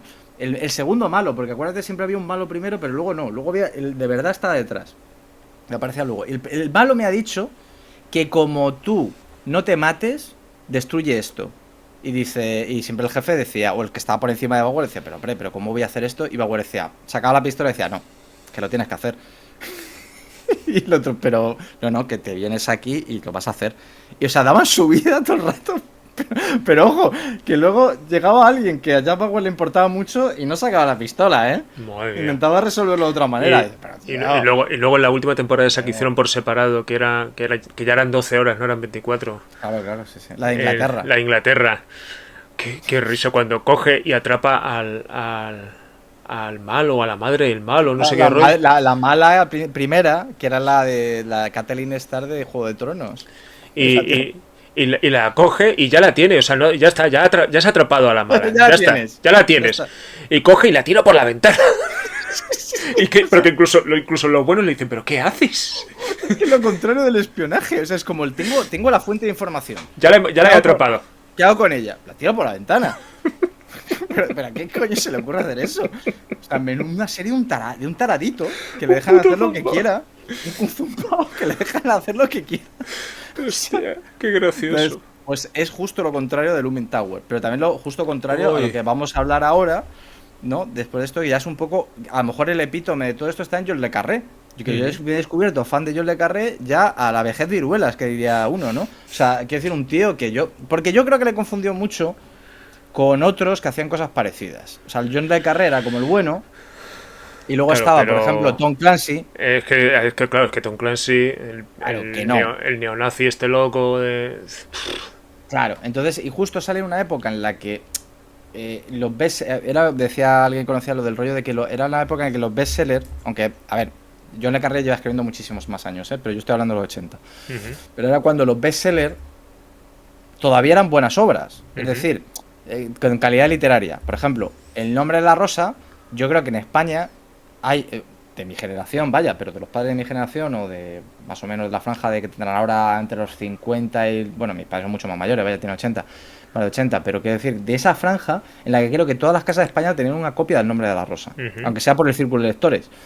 Pero, o sea, El nombre de la rosa es una novela muy bien escrita de Humberto Eco, que no es precisamente, era un don nadie, y era una buena novela. Y luego en los 2000 ya empezamos con el rollo del Código Da Vinci, que es era este bestseller que ya se escribía un poco pensando en la peli, más que, ¿sabes? Que Crepúsculo y demás, ¿no? Y entre medias estuvo gente que no eran malos escritores, pero sí que caían más en esta formulaico como Ken Follett, ¿no? Que Ken Follett en realidad no era mal escritor y no me lo parece. Pero Thomas Harris, ¿no? O gente así. Claro, gente así, que es como... En fin, ya te hacen novelas que tú te las puedes leer en el autobús sin problema. largas, digamos que con tramas un poco previsibles, o no sé si decir previsibles, pero sí que más arquetípicas tal vez. Pero John le Carré, que les metía yo dentro de este círculo, no es así. Ya. Entonces no vamos a hablar de las novelas, porque primero yo solamente me he leído una y ya me ha flipado. Por eso digo que es un poco a la vejez de Iruelas, y que entiendo que la gente que lo haya leído se estará riendo de mí diciendo, vaya, este tío me viene a ver a descubrir la rueda. Pues por supuesto que no, porque o sea, que decir, cuando este señor ha tenido el reconocimiento literario que ha tenido, no es por casualidad. O sea, lo que pasa es que son de estas cosas que te cierras, ¿no? Un poco por prejuicio, porque piensas que es otra cosa. No, y porque en determinada década a nosotros nos llegaba como que estaban todos en la misma casilla, en las mismas baldas de... Claro, estaba Michael Crichton y no lo recarré. Y a mí Michael Crichton pues no me interesa. Y que me disculpe que le guste, porque sé que hay gente que le gusta, ¿no? Y tal, pero a mí Michael Crichton pues no me interesa. Pero estaba en la misma balda. Ujú. Tom Clancy, y justo este tío era el bueno, como el que dice. Habría más, evidentemente, ¿no? pero este era como el bueno. Y vamos a hablar un poco de las adaptaciones. Yo, Sí, por ir rápido, para decir que a mí me flipa, y es la única novela que he acabado leyendo, aunque quiero hablarme todas las de Miley y tal, es la del Topo, evidentemente. Es decir, para mí, ya digo que es de mis películas favoritas de todos los tiempos. O sea, poco a poco ha ido creciendo en mí, y es una película que para mí está al nivel de mis películas favoritas, ujú, como Aliens o Aliens, ¿no? O sea, en ese nivel de película increíble, porque creo que aquí sí que se junta un montón de detalles increíbles de la historia, pero cómo está contada. Y la novela es increíble cómo está contada. Pero es que la película es increíble cómo está contada. O sea, es lo que le da una potencia enorme. Pero es que luego el reparto que tiene. Es que no hay ninguno que esté mal. Están todos como a un nivel de 10. Incluso el Benedict Cumberbatch, que... A ver, Benedict Cumberbatch es muy buen actor, pero sí que se le notan las costuras, ¿eh? O yo por lo menos se las noto.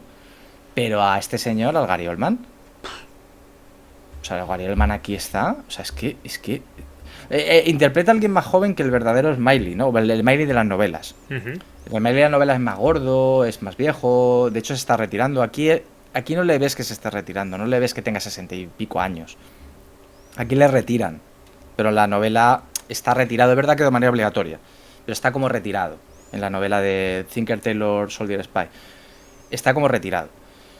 Pero aquí, pues eso, Gary Oldman se le ve un poco más joven. Y bueno, Gary Oldman tiene más presencia. No es la presencia de los Horses, tiene la presencia de un señor. O sea, pero es que la forma de interpretar que tiene, o sea, esa lentitud al hablar, esa cadencia, como las miradas. O sea, todo es una película de mogollón de miradas. Para ser una película de espías, que normalmente deberían hablar mucho y de oficina, ¿no? Y no, te lo cuenta además todo también de una manera muy especial. Pero bueno, no quiero hablar mucho de esto, porque he hablado ya mucho en otros sitios y tal. Simplemente decir que gracias a John le Carré y películas como esta, pero las novelas sobre todo, tenemos el lenguaje que utilizamos ahora para los espías. De hecho, es un poco casi postmoderno. Es él, no sé si, o sea, él, por no utilizar el lenguaje que utilizaban los espías, utiliza un lenguaje nuevo, y luego los propios espías y la cultura popular lo deglute y lo convierte en el lenguaje oficial. Por ejemplo, la palabra más famosa que se ha quedado es la de topo. Ya. La de mole no existía hasta la novela de John le Carré. Esta idea de alguien que está infiltrado dentro de tu organización podría tener otro nombre, pero lo de topo se le ocurre a él. Qué Y bueno. está, o sea, pero tienen muchas más. Hay como lo que pasa es que son menos, lo que pasa es que lo utilizamos menos nosotros, pero por eso parece ser que algunas agencias o las agencias de inteligencia muchas veces lo utilizan, como lo de los cazadores de cabeza los llaman, que son las Ujú. agentes de campo habitualmente, pero son los que se dedican precisamente a hacer las cosas más turbias. O los llaman ellos, en español lo traducen como faroleros, Ujú. que en inglés es lamplighter, que creo que no entiendo muy bien. O sea, entiendo la idea, que son un poco los que se dedican a introducir información falsa Ujú. para despistar. Por eso lo de la idea, pero en español farolero tiene sentido, pero no, pero en otros tiene más sentido de echarse un farol, en castellano, pero en inglés es literalmente la profesión del que encendía las farolas. Ya. Entonces, no entiendo muy bien cuál es la idea que está intentando transmitir, porque el topo es fácil de entender. O sea, un animal que vive subterráneo, que está por ahí, pues se te mete dentro del sembrado y te lo jode, y no le estás viendo qué es. Pero esto no lo tengo muy claro, pero tiene muchas más palabras que han utilizado. Pero a mí me flipa muchísimo de esta novela y de todo lo que tenga que ver con John le Carré, en que se inventa cosas, que es se inventa el lenguaje que utilizan ellos, que es lo que he estado diciendo hasta ahora, pero me flipa mucho lo de Carla, para hablar de... No habla de la KGB, habla de un tío en concreto. Carla es una persona en concreto. Pero cuando yo estaba viendo la película, no entendía que era Carla. No sabía si era un tío específico, o era una organización, o era la manera que tienen ellos de llamar la KGB. Cuando ellos se refieren a sí mismos, se refieren como el circus, ¿no? El circus. Y dices, o sea, ¿el circus qué es? ¿El MI5? Sí, es el MI5, pero no es exactamente eso. Se llaman el circus porque están en Piccadilly Circus. Estaban las oficinas. Entonces, ese tipo de lenguaje a mí me encanta. Me encantan las novelas, me encanta y sobre todo lo que te da esa sensación de verosimilitud, ¿no? De no estar peliculeado. No, ellos hablan y además como Le Carré fue espía durante un tiempo, o sea, él sabe o al menos ha sabido transformar lo que él sabía en algo coherente, ficcional, pero que parece de verdad. Y sobre todo con los términos estos de ser un personaje que no se ha casado con... O sea, que le debió dejar un pozo bastante agrio el tema de ser espía. En tanto en que tú ves en sus novelas en todas estas obras que vemos aquí, como un respeto hacia la profesión y a la gente que la hace, pero a la vez un desprecio por las consecuencias de los actos que esas agencias cometen. Y es algo muy interesante, es como respeto lo que hacen, porque es como que respetar la inteligencia de este juego. Pero que si fuera un juego sería divertido. Pero el problema es que trae consecuencias terribles. Entonces, en una... Sí, bueno, tiene que es un poco lo que más... Lo que hace lo que tiene más presencia en la segunda temporada de Slow Horses, ¿no? En esa relación del personaje de Gary Oldman con otros espías y tal, y que hace que la segunda temporada sea un poco, huela más un poco a eso, a Le Carré, a historias de espías y tal. Porque hay un poco ese pozo detrás de los personajes. Estaba pensando en que hay otra anterior, bueno, hay bastantes adaptaciones, pero una de las primeras, que el espía que surgió del frío, sí, que es una película, no la había visto hace poco, y es una película increíble también sale el personaje del Miley, pero y la novela sale también, claro, pero es que lo interesante de estas novelas es que no es el protagonista, en algunas sí, como en esta del Topo, no es que sea el protagonista, es el personaje que más sale, que es diferente. En la película sí es más protagonista, pero si la ves, en realidad es coral, en términos generales. Lo que pasa es que el peso narrativo lo está llevando él, porque es el drama, digamos, el drama principal es el de la resolución de la vida de Smiley en ese espacio de tiempo que te están contando. Pero en otras novelas no, es un personaje que sale por ahí, igual que Central, aquí, Control, perdón, no con Central. Control, que es el personaje de John Hart, en otras novelas es el protagonista, pues casi el protagonista. Entonces, en El espía que surge del frío es un asset que tienen, es un agente de campo, un cazador de caballeras de estos, que le mandan a hacer una cosa súper barroca, luego cuando, no voy a contar cómo es el desarrollo, pero súper barroco. Lo que le mandan a hacer, tú lo estás viendo como espectador y no te lo parece, pero lo que hay detrás es muy barroco. Es como un juego de engaños brutal, de unos a otros.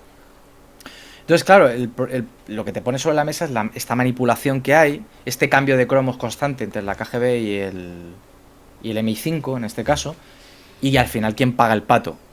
Porque esto está en casi todo lo que las que vamos a ir contando un poco por encima ahora, ¿no? De que al final, ¿quién paga el pato de esto?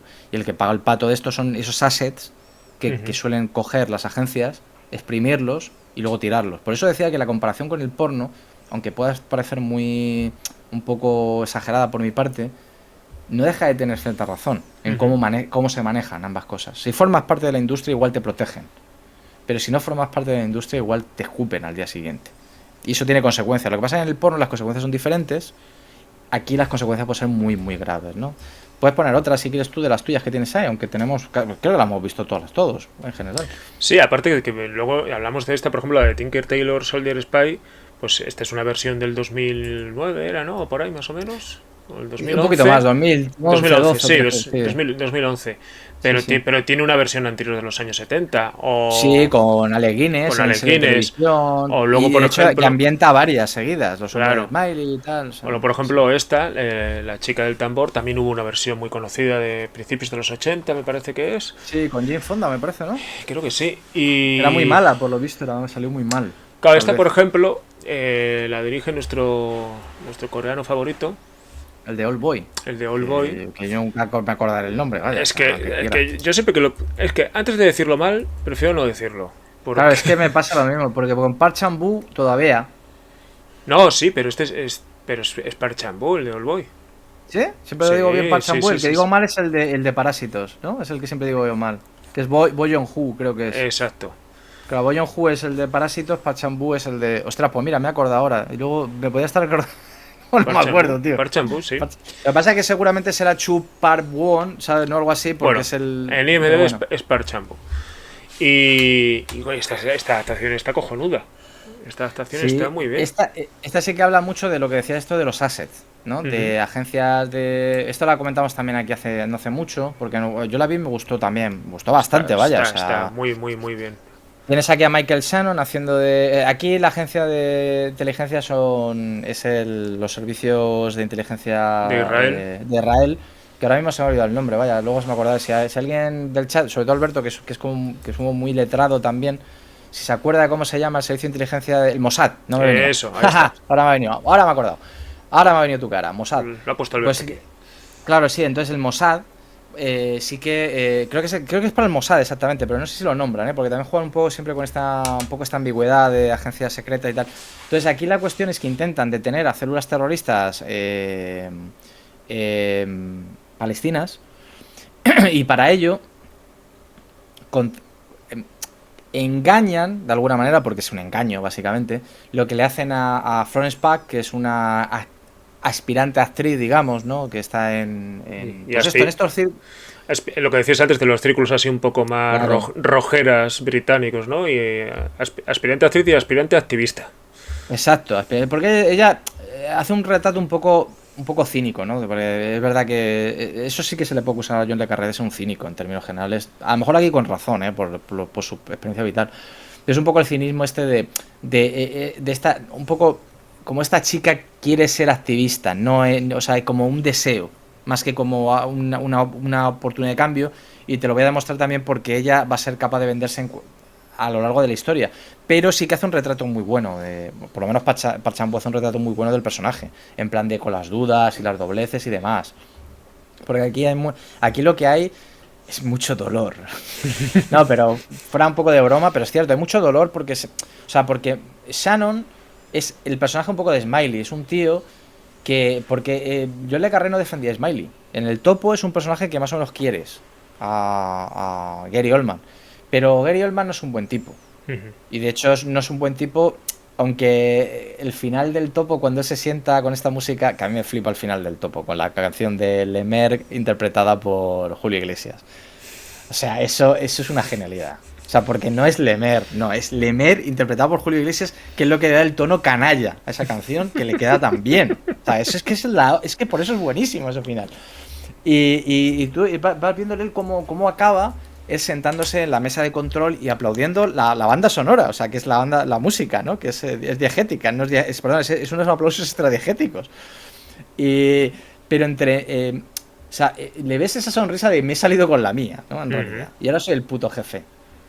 Pero no es un buen tipo, y tú le ves en otras novelas que no es un buen tipo. Y que en realidad lo que hace es eso, es manipular la peña. Pues Michael Shannon es igual. Michael Shannon se supone que está haciendo algo que desde fuera es, entre comillas, algo positivo, ¿no? Que es intentar detener a unos terroristas que están haciendo cosas muy chungas en una época en la que esto ya tampoco se acuerda mucho la gente, pero el terrorismo, sobre todo de Palestina y demás, hicieron cosas un poco bestias. No digo que no pueda sea una reacción a precisamente todas las políticas de Israel, pero también de Inglaterra, que intentaba no perder un poco el control de la zona, o Estados Unidos, por ejemplo, en el Líbano y demás. O sea, no implica que sea una reacción, pero desde un poco la justifica. O sea, que decir, los atentados de Múnich son injustificables en ningún sentido, porque es como, o sea, esto que viene, ¿no? Pero entiendes la sociopolítica de aquel momento, ¿no? Que era este intercambio de palos entre Israel y Palestina, pero a un nivel que no hay ahora, que ahora ya no existe hace mucho tiempo. Ahora las intifadas y todo esto no tiene este nivel. O sea, este era un nivel un poco más, porque había potencias internacionales, sobre todo la Unión Soviética, que inyectaba dinero a estas organizaciones. Entonces, claro, aquí el juego era pues, un juego de espías, era más complejo. Y aquí la idea es intentar atrapar al cabecilla de la organización. ¿Y cómo? Pues intentando introducir a esta chica como la novia del hermano, de uno de los muchos hermanos que tenía este tipo. Y es magnífico. O sea, ¿cómo está contada esta historia? Es increíble, Fernando. Es una cosa increíble cómo está contada. Porque, sí, es una cosa de espías, claro, evidentemente, y por eso mola. Cómo funciona, cómo es el funcionamiento de esto, cómo poco a poco van consiguiendo la información que quieren, ¿no? Y cómo van atando todos los hilos para llegar hasta donde quieren llegar. cómo funciona una agencia de inteligencia, ¿no? Que es terrorífica de alguna manera, ¿no? Visto desde fuera. A mí me da mucho miedo, ¿no? Pensar que haya gente que se dedica a esto en realidad, ¿no? Y ver a esta tía que viene de fuera y cómo hasta cierto punto está manipulada, está por otro lado haciendo lo que quiere, Ujú. por otra parte tiene este conflicto de que tienen que atrapar a este tío porque en realidad este tío es un monstruo, pero no es menos monstruoso que lo que están haciendo los Exacto, otros. exacto. Entonces todo eso es lo Y que... como en la cabeza de ella se va mezclando, ¿no? La empatía que puede llegar a tener por él, entendiendo sus motivaciones, porque para interpretar bien el personaje que tiene que interpretar, tiene que entender sus motivaciones. Y luego además todo esto contado con el tono que le da el colega, Chaparbu, Chambú.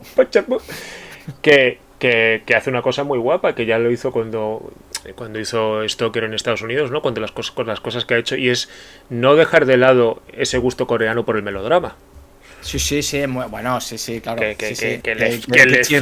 le flipa como le tiene que flipar, y que lo hace muy bien, y que sobre todo engrasa muy bien con la historia. Sí, porque en realidad es un tono que igual no, o sea, no entraría dentro de la categoría de cosas que estamos viendo, pero que le encaja muy bien. Sí. O sea, encaja muy bien. De hecho, es una serie muy redonda, muy redonda. Igual no es lo mejor que se ha hecho en este género, Uh-huh. pero O lo que más funciona muy bien. o lo que más nos pueda molar, ¿no? Pero Sí, igual a mí me gusta menos, o sea, tal, pero la disfruté mucho, muy disfrutona. En este mismo sentido, un poco más antigua, estaba la otra, la de Night Manager, que creo que uh-huh. para mí sí que es una... he dicho de Night Manager, ¿cómo se llama aquí, Sí, Fernando? hostia, pues la verdad es que no lo sé. Es que lo hemos hablado antes, se me ha olvidado. Bueno, The Night Manager, que es esta que salía Tom Hiddleston y el Doctor House. Loki y House. Loki contra House. Y entre medias la chica esta que me parece a mí muy guapa. Es Olivia Colman, ¿no? No, Olivia Colman no, que esa también, que es una actriz. Dices la que sale así en pequeñito, que no sé, no la Sí, veo. pero que es también muy buena actriz y que tiene un aspecto muy. Tiene una presencia física muy, muy extraña. Pero también es muy buena actriz, vaya. Entonces, pues esta es básicamente. Está más centrada como en la del el jardinero fiel o estas que son de gente más o menos normal que son convertidos en asset, ¿no? Que como la de la tamborilera, ¿no? Esta de Little Drummer Girl.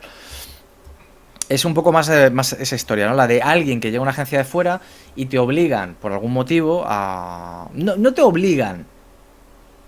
Es como alguien que me dijo, aquí nadie obliga, no obligamos a nadie nunca a nada.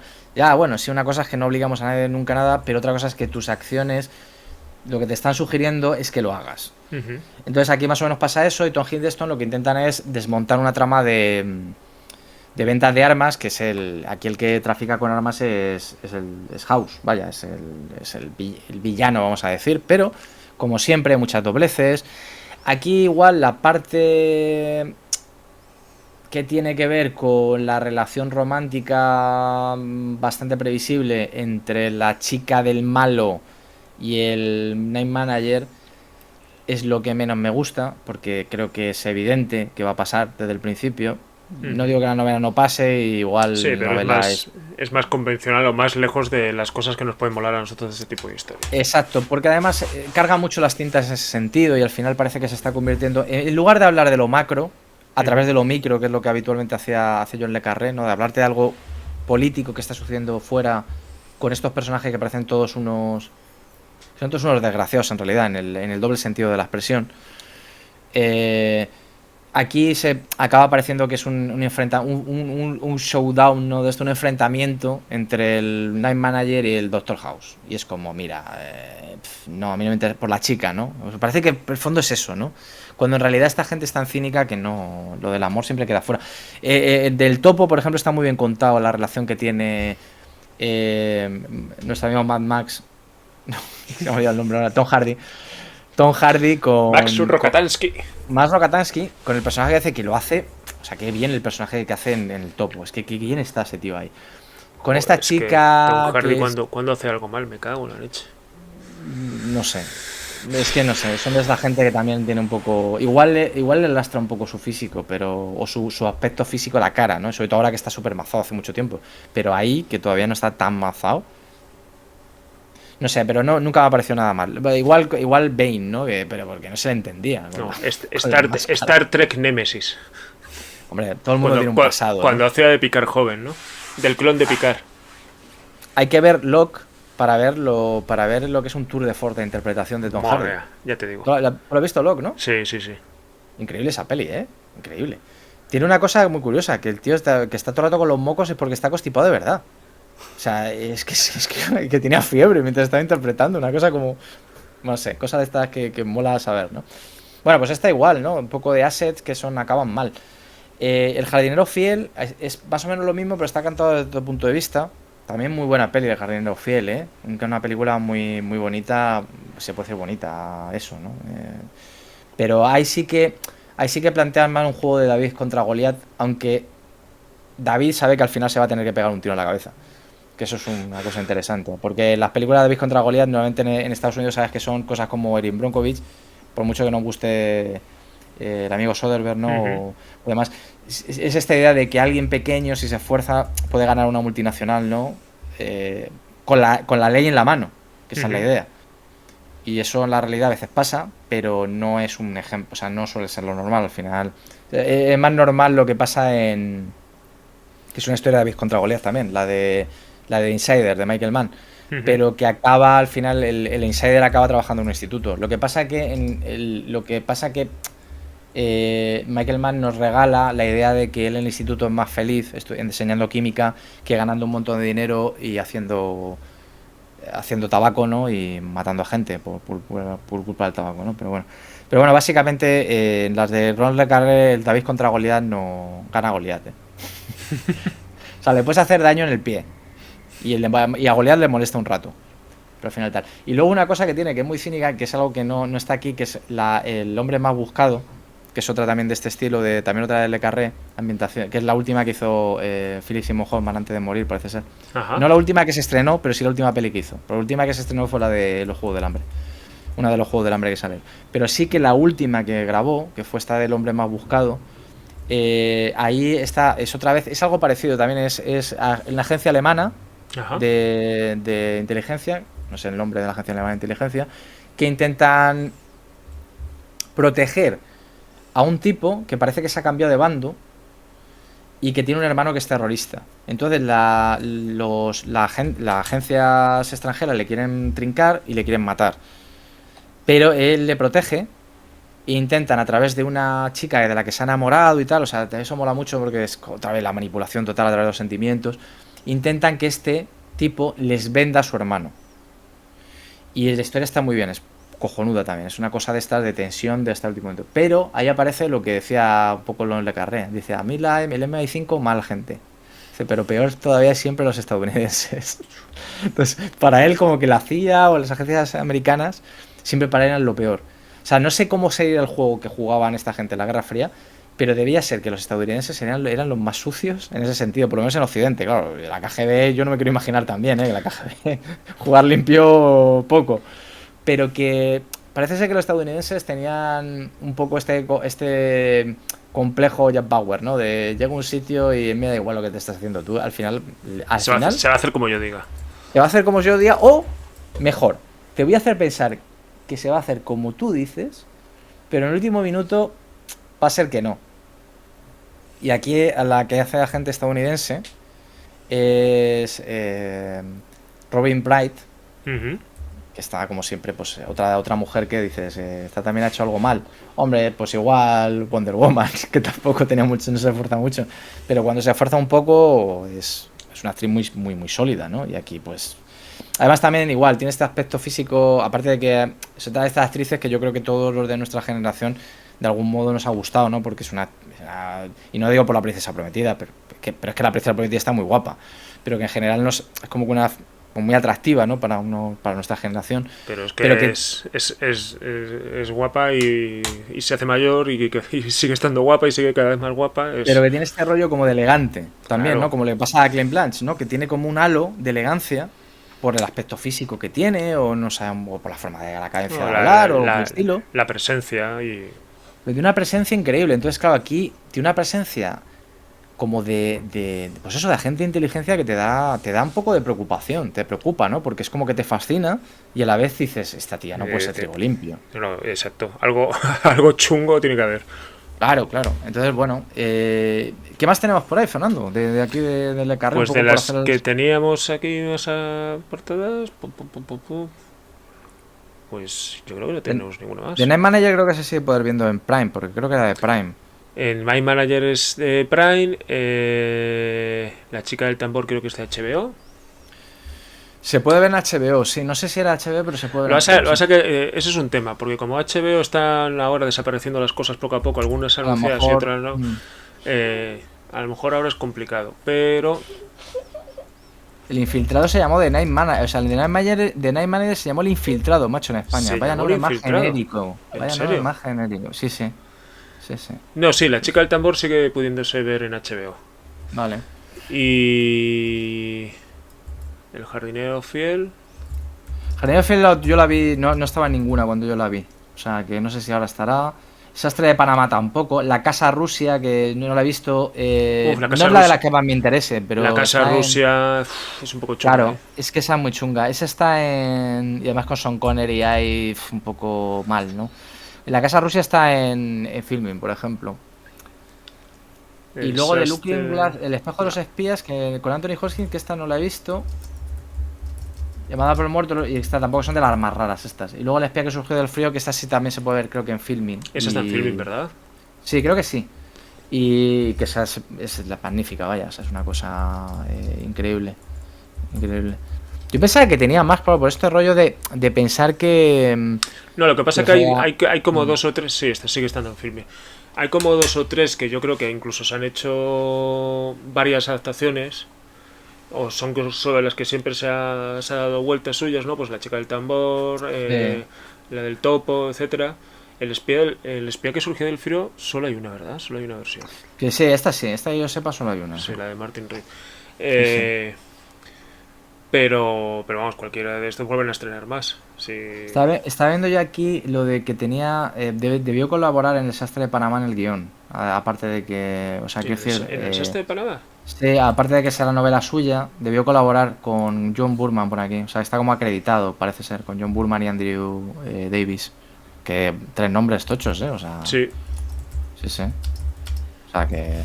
Es una de las que no he visto, macho. La tengo pendiente. Pero porque era una época en los 2000, tío, que era cuando salía el informe de película. El informe de película no sé qué es más antigua, ¿eh?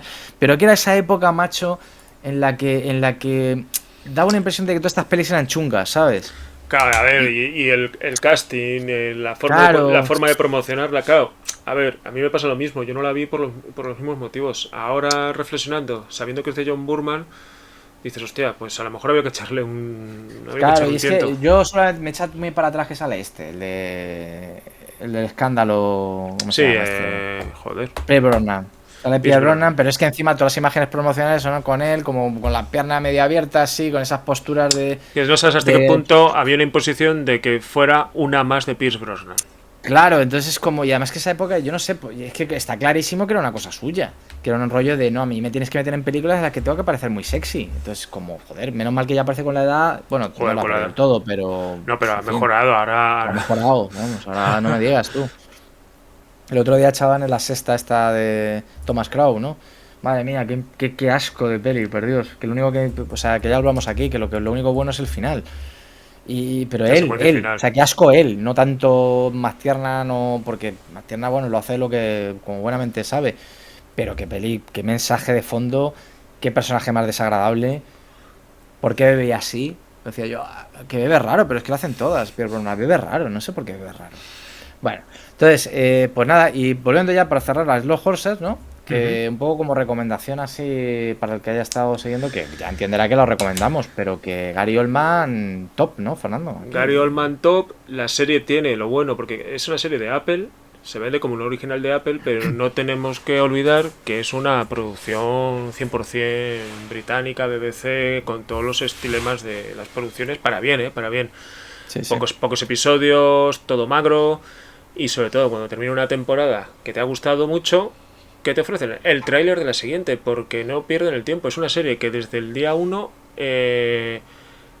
anunciaron que iban a hacer 4 temporadas y entonces al final de cada temporada tienes el tráiler de la siguiente temporada, es decir, dices, hostia, ya está rodada o está rodándose, es maravilloso, o sea, Es que es increíble, o sea, yo es me he quedado maravilloso. alucinado, porque yo la primera y la segunda ya me pareció raro, pero dije, bueno, no sé, O sea, pero yo tengo la noción de que ha debido de estar en una lata para la BBC y luego ha acabado en Apple desde hace tiempo, porque cuando ves el final de la segunda, cuando sale la fecha en la que ha muerto un personaje protagonista, sí, pone 2016 o 2017.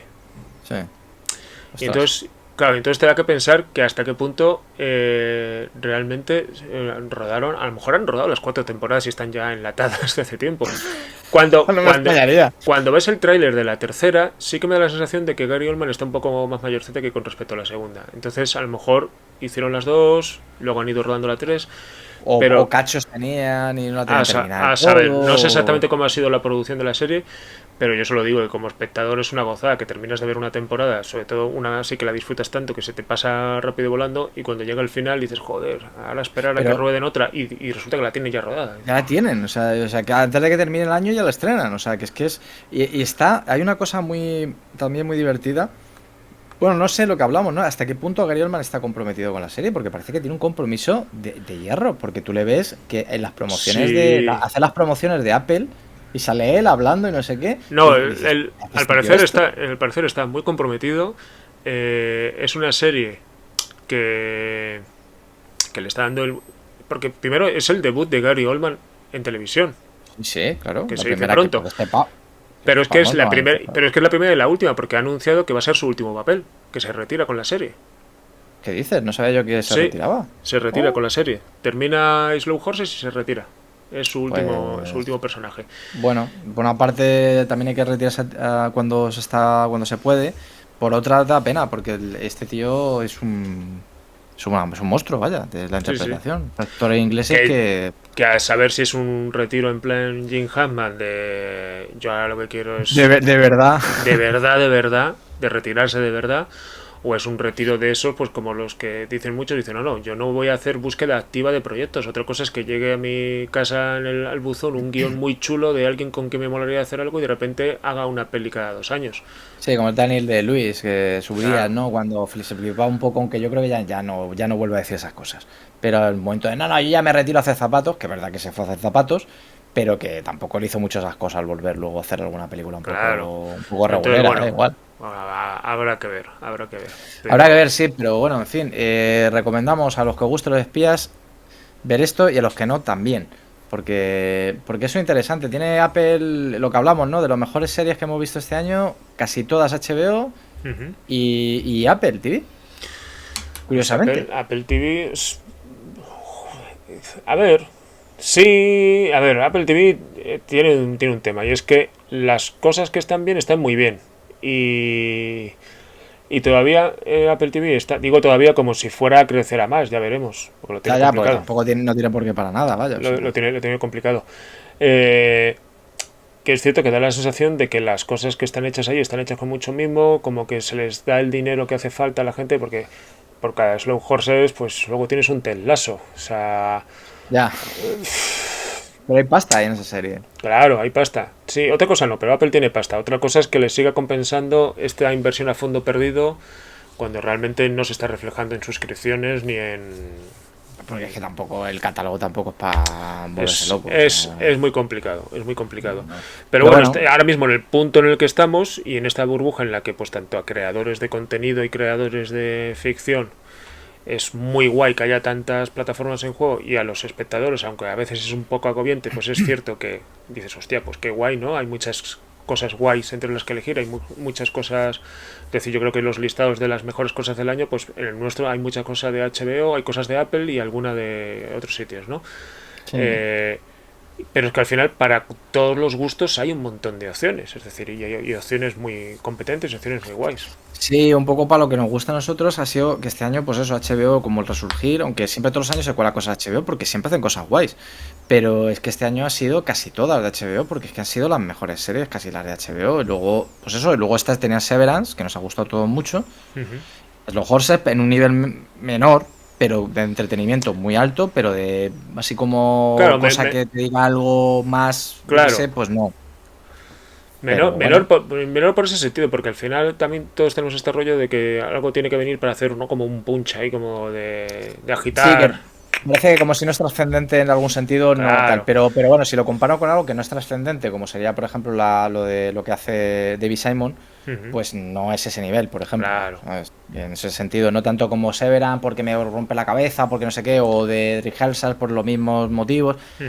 No, no es necesario que sea en ese sentido tan buena, pero tampoco está al nivel que está, yo que sé, pues eso, David Simon.